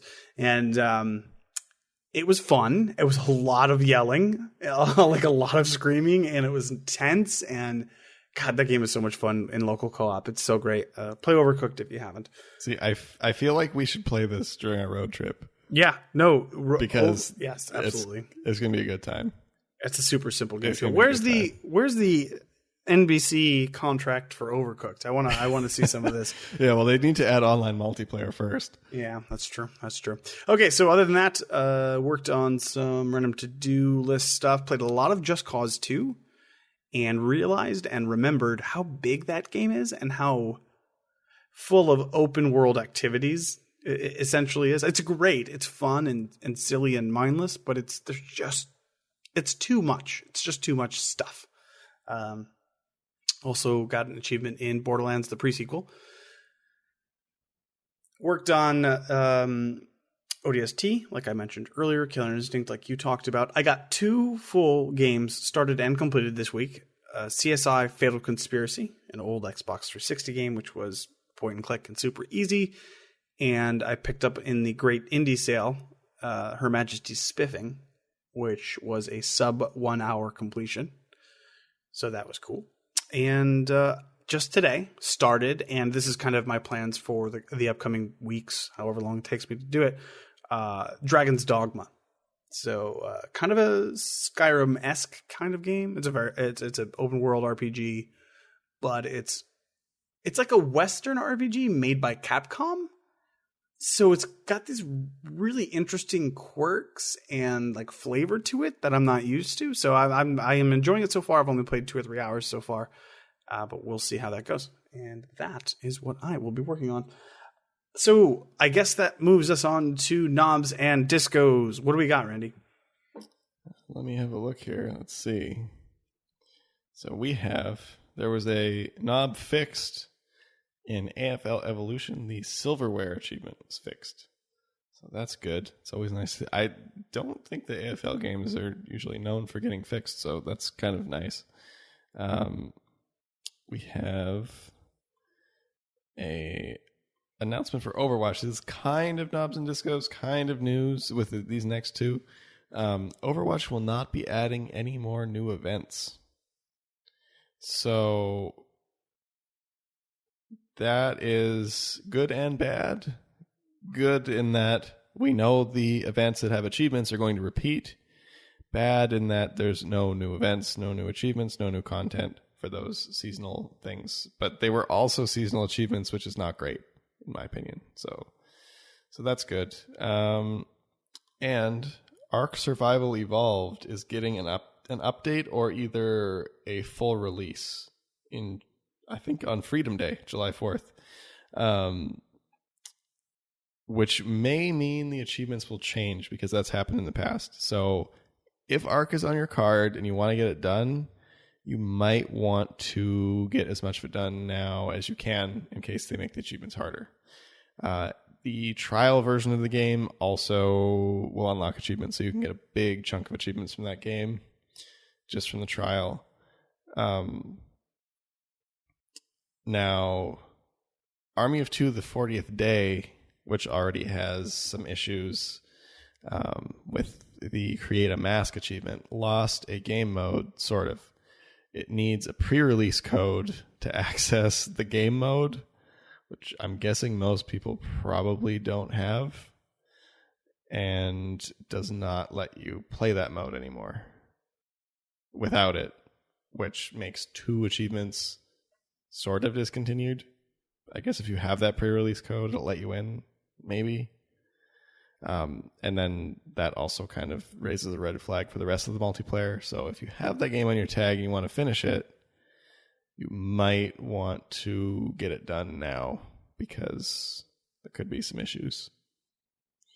And I think that concludes our knobs and discos this week. Z to Z Podcast presents Review Zed. Hi, so this week on Review Zed, I guess we're back to the segment. We're back in the main show. I got my twin with me, so hey, back in the show. How we doing? Yeah, we're back in the regular show. We're not a sub thing. Yay! I think that was last week was our first one, but true. now we acknowledge it. And I guess you get to be joining me more regularly, so it's us now. Why not? Hey, works. All right, so this week we have Talent Not Included. God, there's so much truth to the name of that. Thanks. No problem. You can tell everybody how bad you are at platformers. So this was published and developed published by Freema Originals, developed by Freema Studios. If anybody's familiar with like Microsoft Bingo and a bunch of those freemium games out there, that Freema from Canada. So this is released for Xbox One, released on April 5th of 2017. It normally has an Xbox Live store price of $14.99, but as of the time of the recording, which it is June 25th, it is on sale right now for $3.75. So I will definitely say for platformers at $3.75, this is a steal. I mean, any game really at $3.75. If you spend at least an hour on it, that's a pretty good price. Agreed. Good bang for your buck. All right. So the game is, I think I was kind of said earlier, it's a platformer, and it takes place. It's a play, hence why they're saying the talent because of the actors. So it consists of 3 acts. Each act is broken into 15 scenes. It will do 4 scenes. And then you'll have a boss fight. Then you'll go through another 4 scenes. Second boss fight. Last 4 scenes, and then the final boss fight. And in each act, the boss is the same, just difficulty exponentially increases. And I'll kind of, without any spoilers, leave it at that. I don't know, did you spend some time when you were going through the load screens and all that and kind of reading the background on it? A little bit. I honestly can't say a whole lot about the game. I've played it for maybe about an hour and was probably yelling at my TV most of that hour. Yeah, so I will say I liked the story aspect of it. At its heart, it is a straight platformer. You know, you're running, you jump, you have a few abilities like spin attacks and whatnot, and you have to dodge obstacle, get collectibles. Not really collectibles in the sense of Assassin's Creed flags, but you get I'm just trying to think of the best way to explain it. So as you pick up these, I guess they're candies, you get a multiplier, and also as you attack enemies. And the max multiplier you can get is ×5. And as you keep the multiplier up, you accumulate points. Each scene, there's 3 masks you can earn. The first mask you earn just by completing the level. Second mask, a silver mask, is for doing it at getting a certain score, and then a gold mask for getting, the highest score. For the boss fights, I don't think it's possible to get hit and to make the gold mask. You will have to basically flawless each one. For the other scenes, it's a little more forgiving. But yeah, so they're not really collectibles, but they're things you have to pick up to get your score increased to, get the masks, which if you're going for achievements, one of the achievements is to get all of the masks in the game. So you will have to be decent at platformers. It's not quite, what's that really bad one? Or bad one in the sense of just like insanely impossible. Death Smiles? Is that what I'm thinking of? No, that's a shooter. You're thinking the one that has the shenanigans achievement, and the game's not coming to mind. Yeah, but it's not that bad of a platformer. It's not going to take that level of skill. However, I will say when I first started it, I was going, oh, this is pretty easy. For the last ones that I finished up on, even on, let's say, Act 1, Scene 14, I easily did at least 30 run-throughs and wasted, we'll say, the better part of an hour to finally get through that entire scene. Boss fight wasn't as bad, but it gets up there towards the end of each act that you will really have to get good. And then also, because of my completion need, I want to get the masks. So if I'm going through a good run and I get hit early on or midway through and I lose my multiplier, so a lot of times I'll just restart it, which, good or bad, I can feel your pain of cursing at the screen. So what you're saying then is, although it's incredibly brutal on you, it's not Cloudberry brutal. Correct. Yeah. So from a control perspective, and I think this kind of touched on where we were offline talking, you're kind of thrown into the game. I mean, it gives you a little bit of backlog, but it'll tell you to do things like, okay, you're going to have to do your spin attack.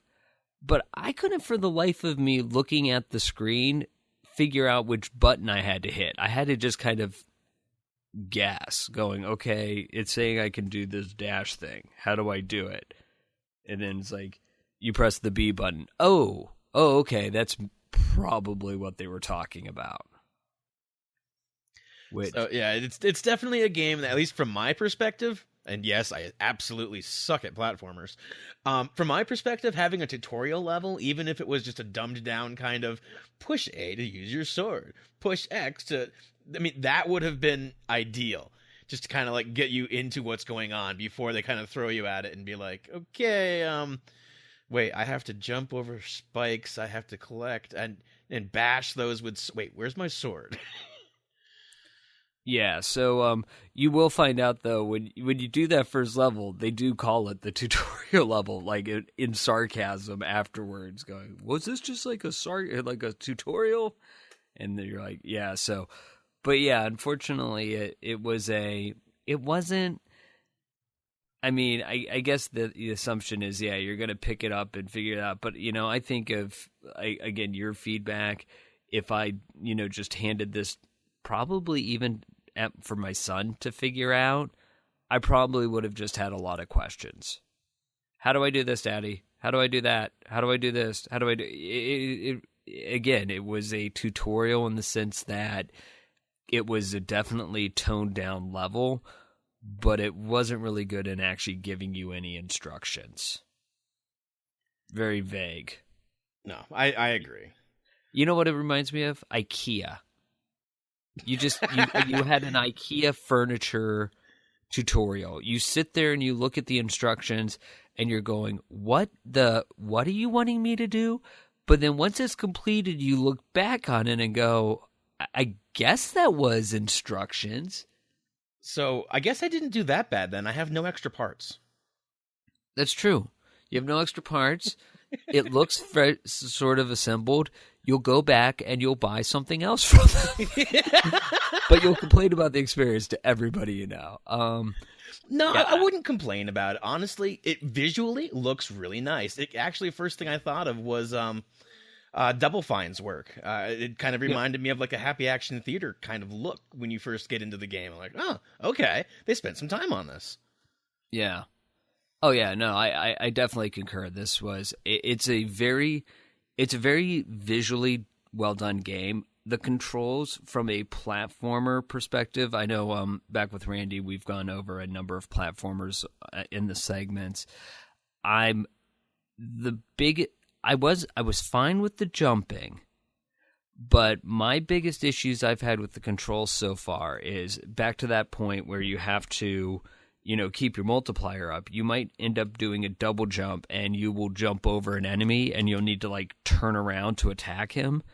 And you'll turn around to hit attack, but your character didn't turn. And I mean, it would be, if this happened only once, I could see it as in, oh, maybe I didn't press, the right directional. But I do a fair amount of platformers. And when this is happening repeatedly in a game, I really see it as in there's something kind of off with the controls. There's certain parts of it that are not, and I will say, it does allow you to use the, you can use the directional or you can use the thumbsticks to control your character. I defaulted to the thumbsticks. Maybe I should use the directional. Maybe I'd have a little bit better luck with that, but I did find a little bit on that controls, like when you needed to turn back really fast, it really sometimes it didn't pick it up. Didn't pick up that you turned around. It'll pick up your double jump, but you didn't turn around and attack that enemy, and so it hit you. There went your multiplier. So, yeah.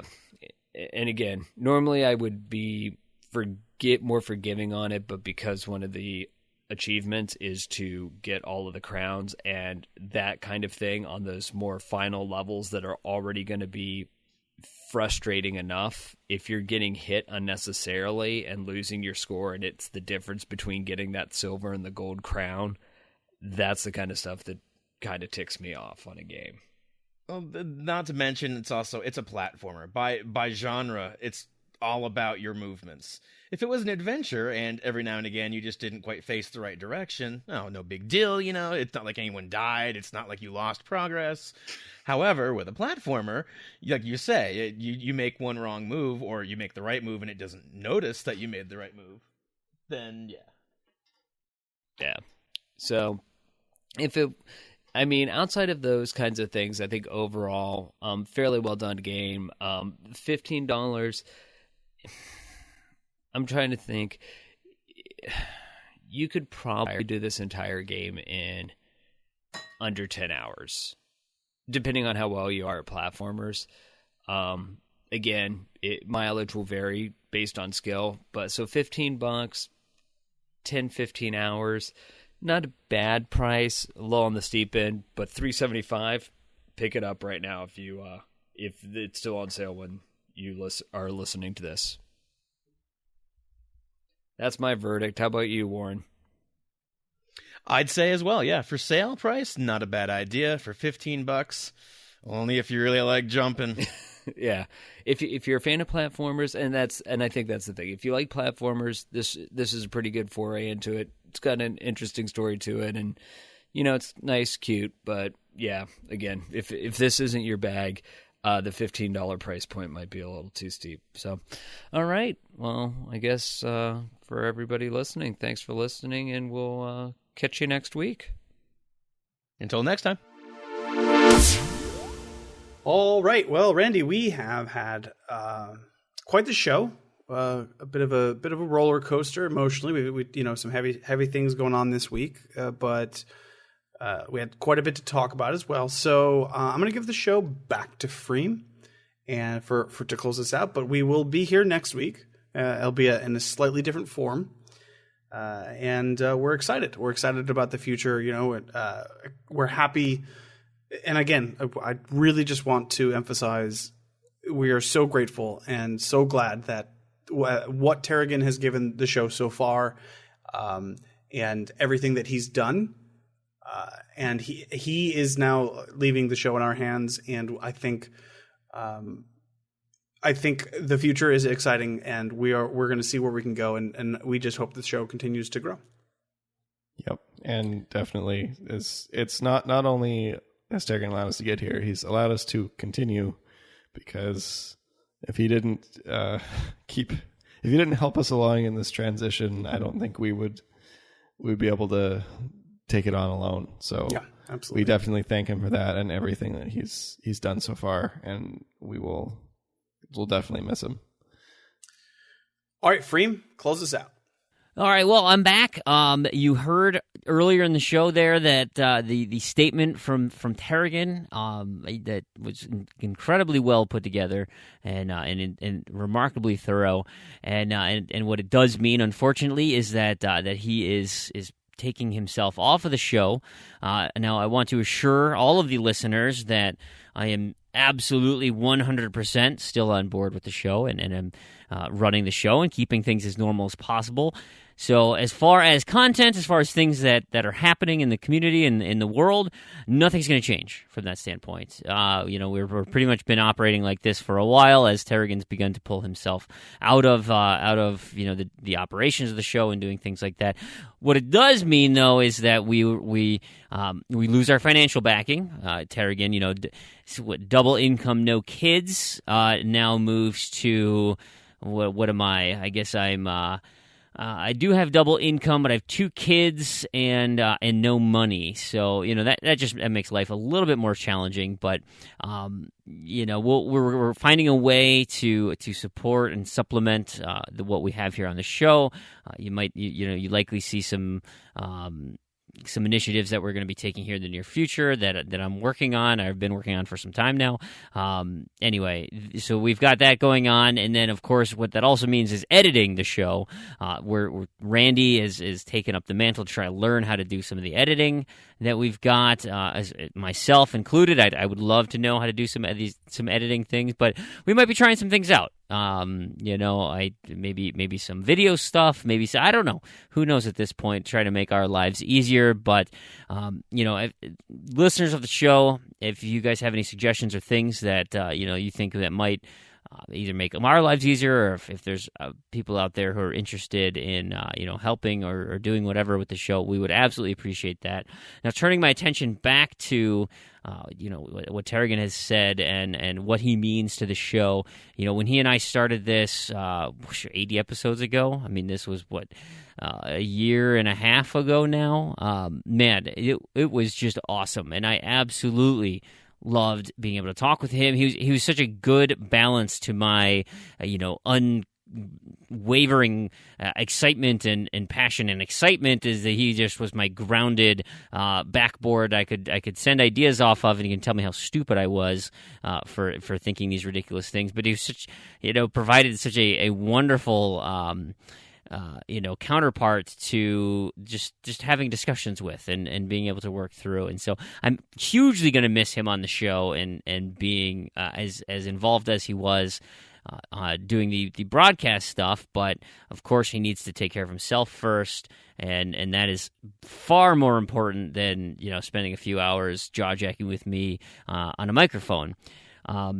He is going to still do stuff with the contests. I mean, you've seen the things he's already been working on in the Discord forum, or not Discord, our forums, forum.z2z.com, where certainly like the random to-do list is all of his stuff. The gamer tag auto search thing for us, which he's integrated things with the trueachievements.com as well as our site. So he's got all these awesome, wonderful. Him and his little toys, right? He's a Batman fan. These wonderful little gadgets that he's come up with are just so nice and so helpful. And of course, none of us have the coding background to do that. So he's going to continue to do that piece of it, but he is taking show editing out of it, and he's going to, and he's taking that expertise. And so again, like I said, we have to relearn that, and it's going to be tough. But I love this show. I absolutely am excited to continue to produce it and make it and have it come to you guys every week. So don't think anything's going to change. But we will absolutely miss Tarragon. It's sad to see him go, but it's hopefully when life settles down and things get back on track and everything starts ironing itself out, we'll be back to getting him on the show. But in the meantime, I hope you enjoy what we have to offer. Certainly, what I can bring to the table, and I mean, I love this community. I'm having so much fun gaming with you guys and chatting with you guys. So. Guys and girls. Sorry, I don't mean to be gender specific there. It's guys is a very loose general term for human beings. I guess, I don't want to, any of our canine listeners, I apologize if I feel like I'm excluding you as well. If you're a cat listener, you can go to hell. I hate cats, so I don't want you listening to the show anyway.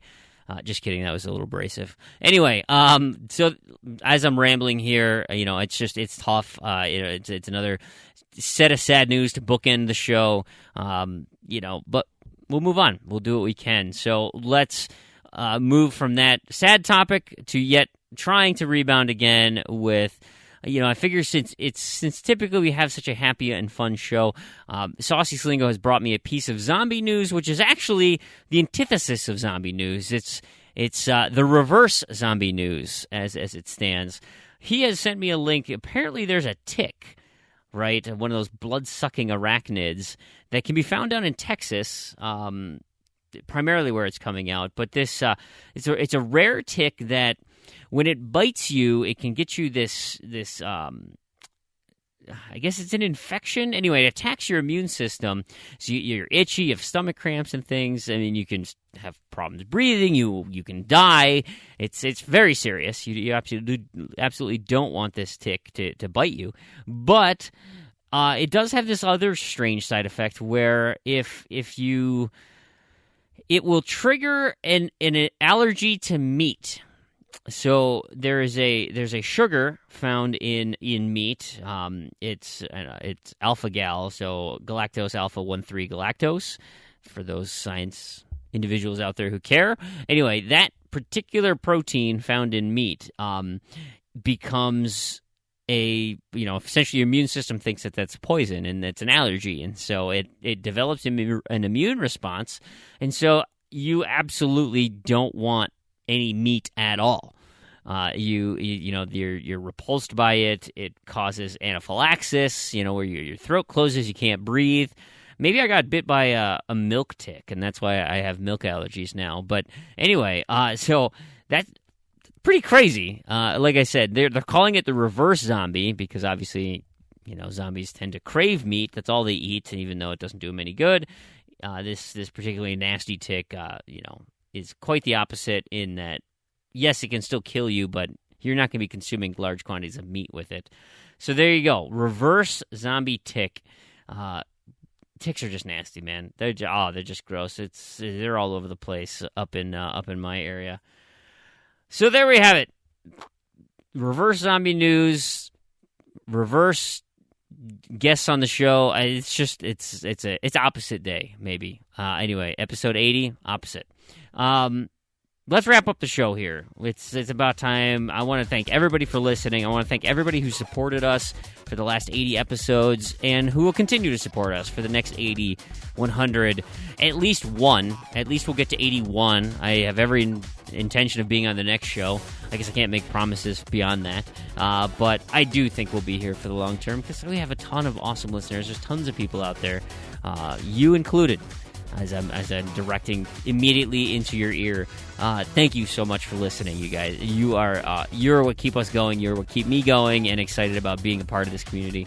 So, speaking of that community, if you're interested in spending some more time with us, I mentioned some places to get a hold of us. Twitter, of course, at ZZZEDTOZED. Our forums, forum.zzz.com. You can reach me personally at Freemhole, FREAMWHOLE, or come to my Discord chat, discord.me/Freemhole. Those are wonderful ways to reach out. And if you want to go the conventional way and send an email, contact@zzz.com. I want to thank everybody who helped make this show possible. Damian, Warren, if you guys did your review, Zed, awesome. We got Prue and Randy for doing the show, and I've been Brandon. And thank you so much for listening out there. And for all of you achievement hunters and Gamerscore junkies, we appreciate it. And we'll catch you next episode. Later.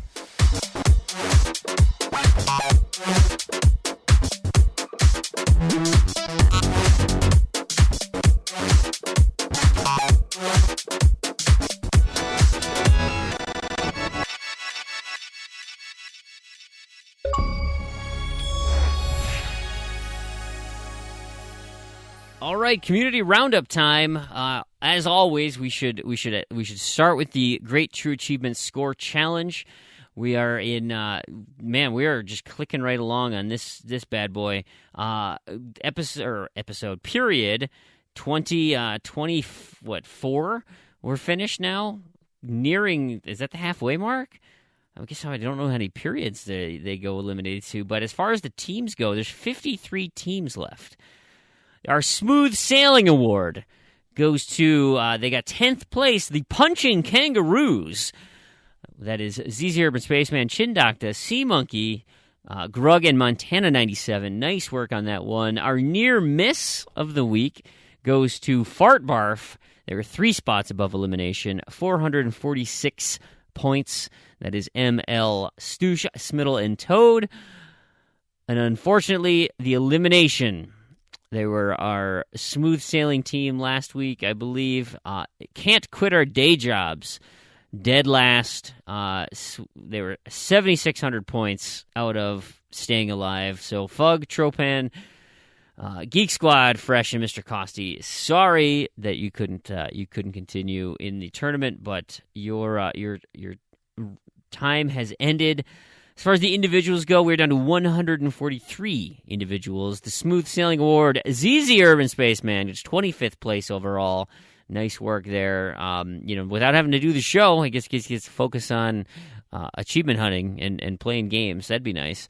Near miss of the week, so real close. Montana 97. He wasn't even that close. 24 spots above elimination. 323 TA. That's much closer. But 24 spots, there's a bunch of people all jammed together near that area. 2 individuals did not make it, though, however. B. Smiddle, who was at 8th place last week, is now 6 spots below elimination and 130 points below the elimination mark. B. Smiddle is gone, and 3 spots below him, 9 spots from safety. Toad Style Venom. He was 717 points from being safe. Is not nearly as close as Beast Middle, but those 2 are gone. They, this, of course, then ML and Stoosh had to keep them alive. That's probably why they were at the near miss mark. Random to-do lists are nearing an end here for January. Holy crap. No, June. It is the month of June. So you'll be getting new ones come in July. But let's not forget, which I almost forgot, May. Yeah, it's been some time. Our May winners, we had 89 participants unlock at least a single achievement in May. that accounted for 466 achievements in the month. As far as top earners in the month of May, well, we had two perfect brackets. NBA Kirkland and Chin Doctor both unlock 25 of 25. Kingsman 26-25. Well, he gets 20. And then we had four people in a deep second, tied at 15. So congrats, you three, for unlocking that. The points for May follow the same that I just mentioned there. The winner, though, of the random draw, which I think means double prize next month. Yeah, it was a cast member. It was Prue, and he only unlocked 5 achievements in the last month for 1,000 points. He had a 1% chance of being successful on that. So Prue is our random draw winner. I guess I can offer it to him. We'll see if he just kicks it back in the pot. I don't know how that works. We didn't really plan out that very seriously. So look for your July list. Hopefully you've curated it. Remember, you got that Bean Dive coming up. Actually, I'm going to mention that now. If you're not familiar, early July 7th, actually, is Bean Dive Day for at trueachievements.com, named after Bean Potter. It's simply unlocking a single achievement in a game just to get it on your gamer tag. This was invented prior to the games collection, of course. Now that we have the games collection, that is a much better way of adding games to your title, but it's not on your Xbox Live gamer card. So that's another reason. And what this does, the dive in and of itself, is diving your completion percentage way down by adding these games to your card. They just plummet your dive. And then the idea is you spend all next year trying to rebound. I'm still trying to rebound from my 2013, so not going to be diving. That's not in the cards for me, but there will be a registration page. You can start your dive, do your games, end your dive. Feel free to add those in your queue, and maybe they'll show up in the random to-do list. What we do have, though, for the community challenge for the Z2Z is, and you've seen it in the headings of the previous ones saying, hey, this is what's coming up next month. It's called the Anti-Bean Dive. And there's been some speculation about what that actually means. Well, here's the answer. It actually just means completing games. Now, of course, the best games to complete are, as far as Anti-Bean Dive goes, are ones that you start and finish in the month. And so there'll be bonus points for those, but all completions count. So if you've got one final achievement left in a game, or you've been sitting on a game, I'm looking at you preloading bastards. This is your chance. You can you unlock any completion that you get will get you an entry into the monthly contest, and any start and end will get you some bonus entries. So there you have it. Now I have 2 community contests to pay off. We had Telltale Month, so that is all the Telltale story games. We had 35 people submit completions in, they just submit achievements in Telltale games. And so many of you have massive, massive piles of completions in this. And so we had a massive 4,243 entries. In terms of, remember, you get 10 points for old completions. You get a bonus 20 points if you start and complete in the month, and we had a lot of those. Our winner for the month, with a 2.7% chance, 113 entries, it was Lord Chabello 13. So nice work on that one, Lord Chabello. You are the big winner there. Man, like I said, there's some serious gamers and completions out there in the Telltale month. So that was awesome. The other contest I have to pay out is April. I had launched the Gamerscore, and if you're not familiar with what Gamerscore was, if you're a new listener, it was 12 kind of random themes that you needed to do and submit an achievement, and then if anyone had an achievement they submitted in that same vein, then that was like identical to it. It cut those points in half. And so going in, we had, I was going to give out prizes for a random draw you just get an entry per achievement you unlock, and I was giving a prize to the overall point winner. So let me start by saying these are the submissions that we got. Now, this is not indicative of the final ranking because there were some points that were knocked down. But overall, no eliminations, no reductions in points. Mattism is our big winner. Congratulations. You got the most points in terms of submissions. Is that enough to stay alive and keep that prize? Well, you came in with 1,595 Gamerscore for the 17 possible entries. You actually got 15, so you're averaged over 100 Gamerscore per achievement. Nice work there. Second place, 200 points behind him, Waddy, 8883? 8883. You had 16 achievements that you submitted with your, like I said, 200 points less than. Grug submitted all 17, although they were not as meaty of points. He ended up with 1,115. Fourth place was myself, actually. I submitted 8 achievements for 809 points. Yeah, I know, 9. It's a weird one, I get it. But so I ended up with 4th. Chosen last was in 5th, 805. Kez 001 was in 6th at 790.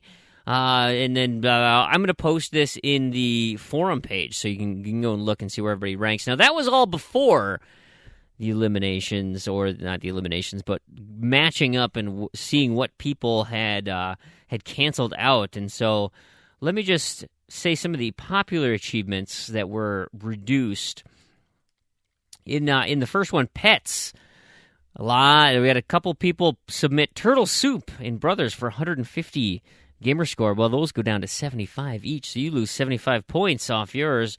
Angel SK took down my Lady DIY for the female name one in column 4 here. We canceled each other out on that one. A couple Lego Batmans that got canceled. Assassin's Creed Chronicles Russia canceled out.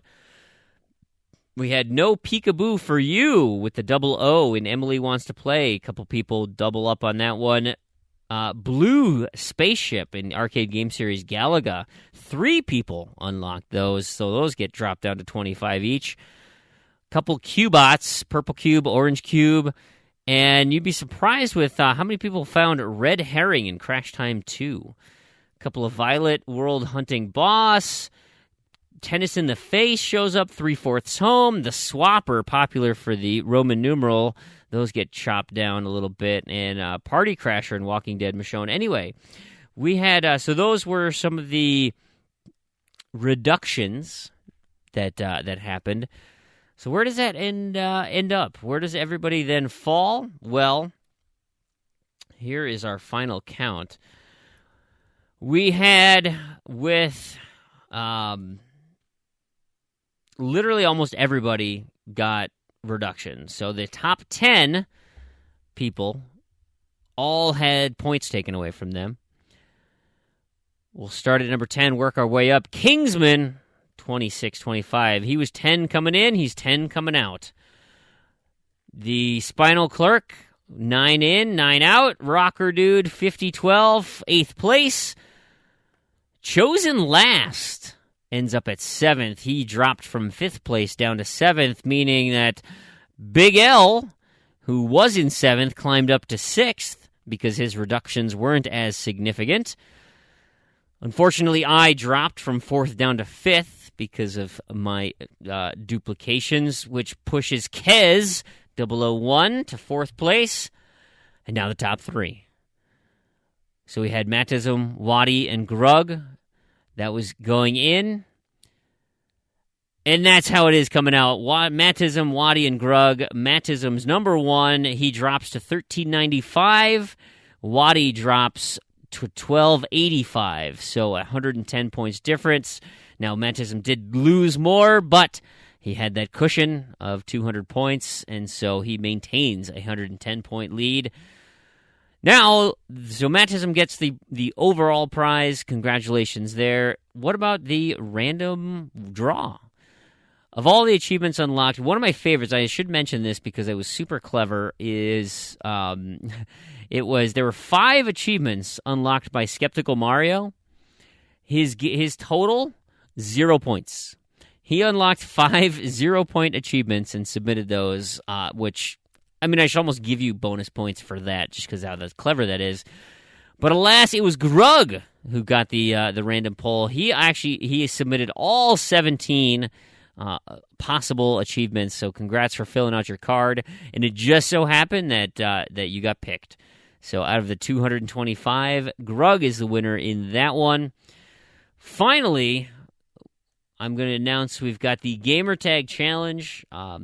Giant Hunger is the Gamertag Challenge for June.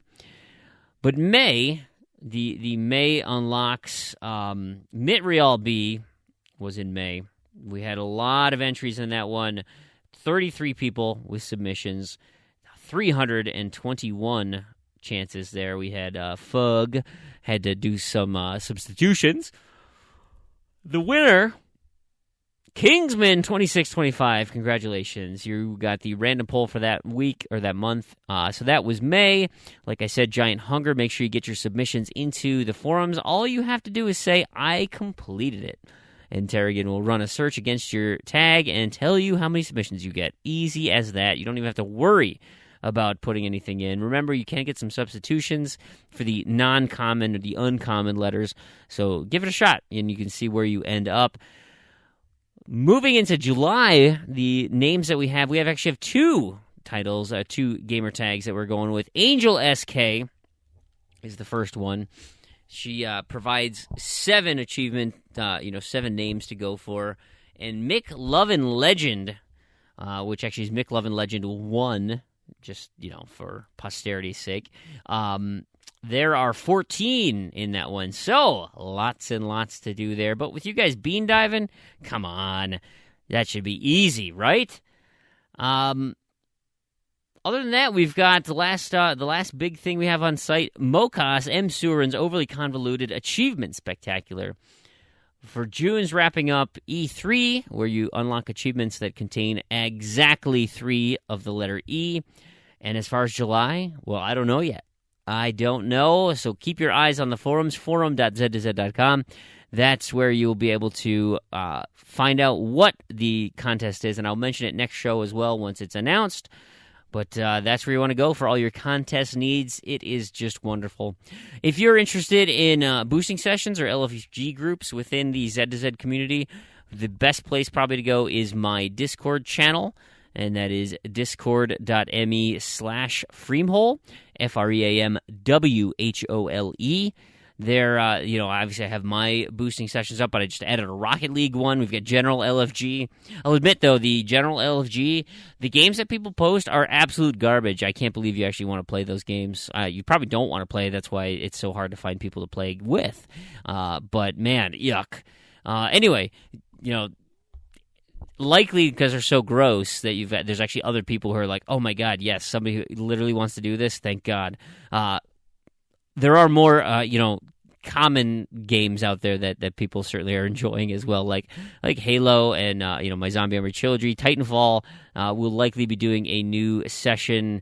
I'm lobbying for Plants vs. Zombies, so there might be a Plants vs. Zombies group going up. We'll see if I could be swayed by popular opinion to do something else.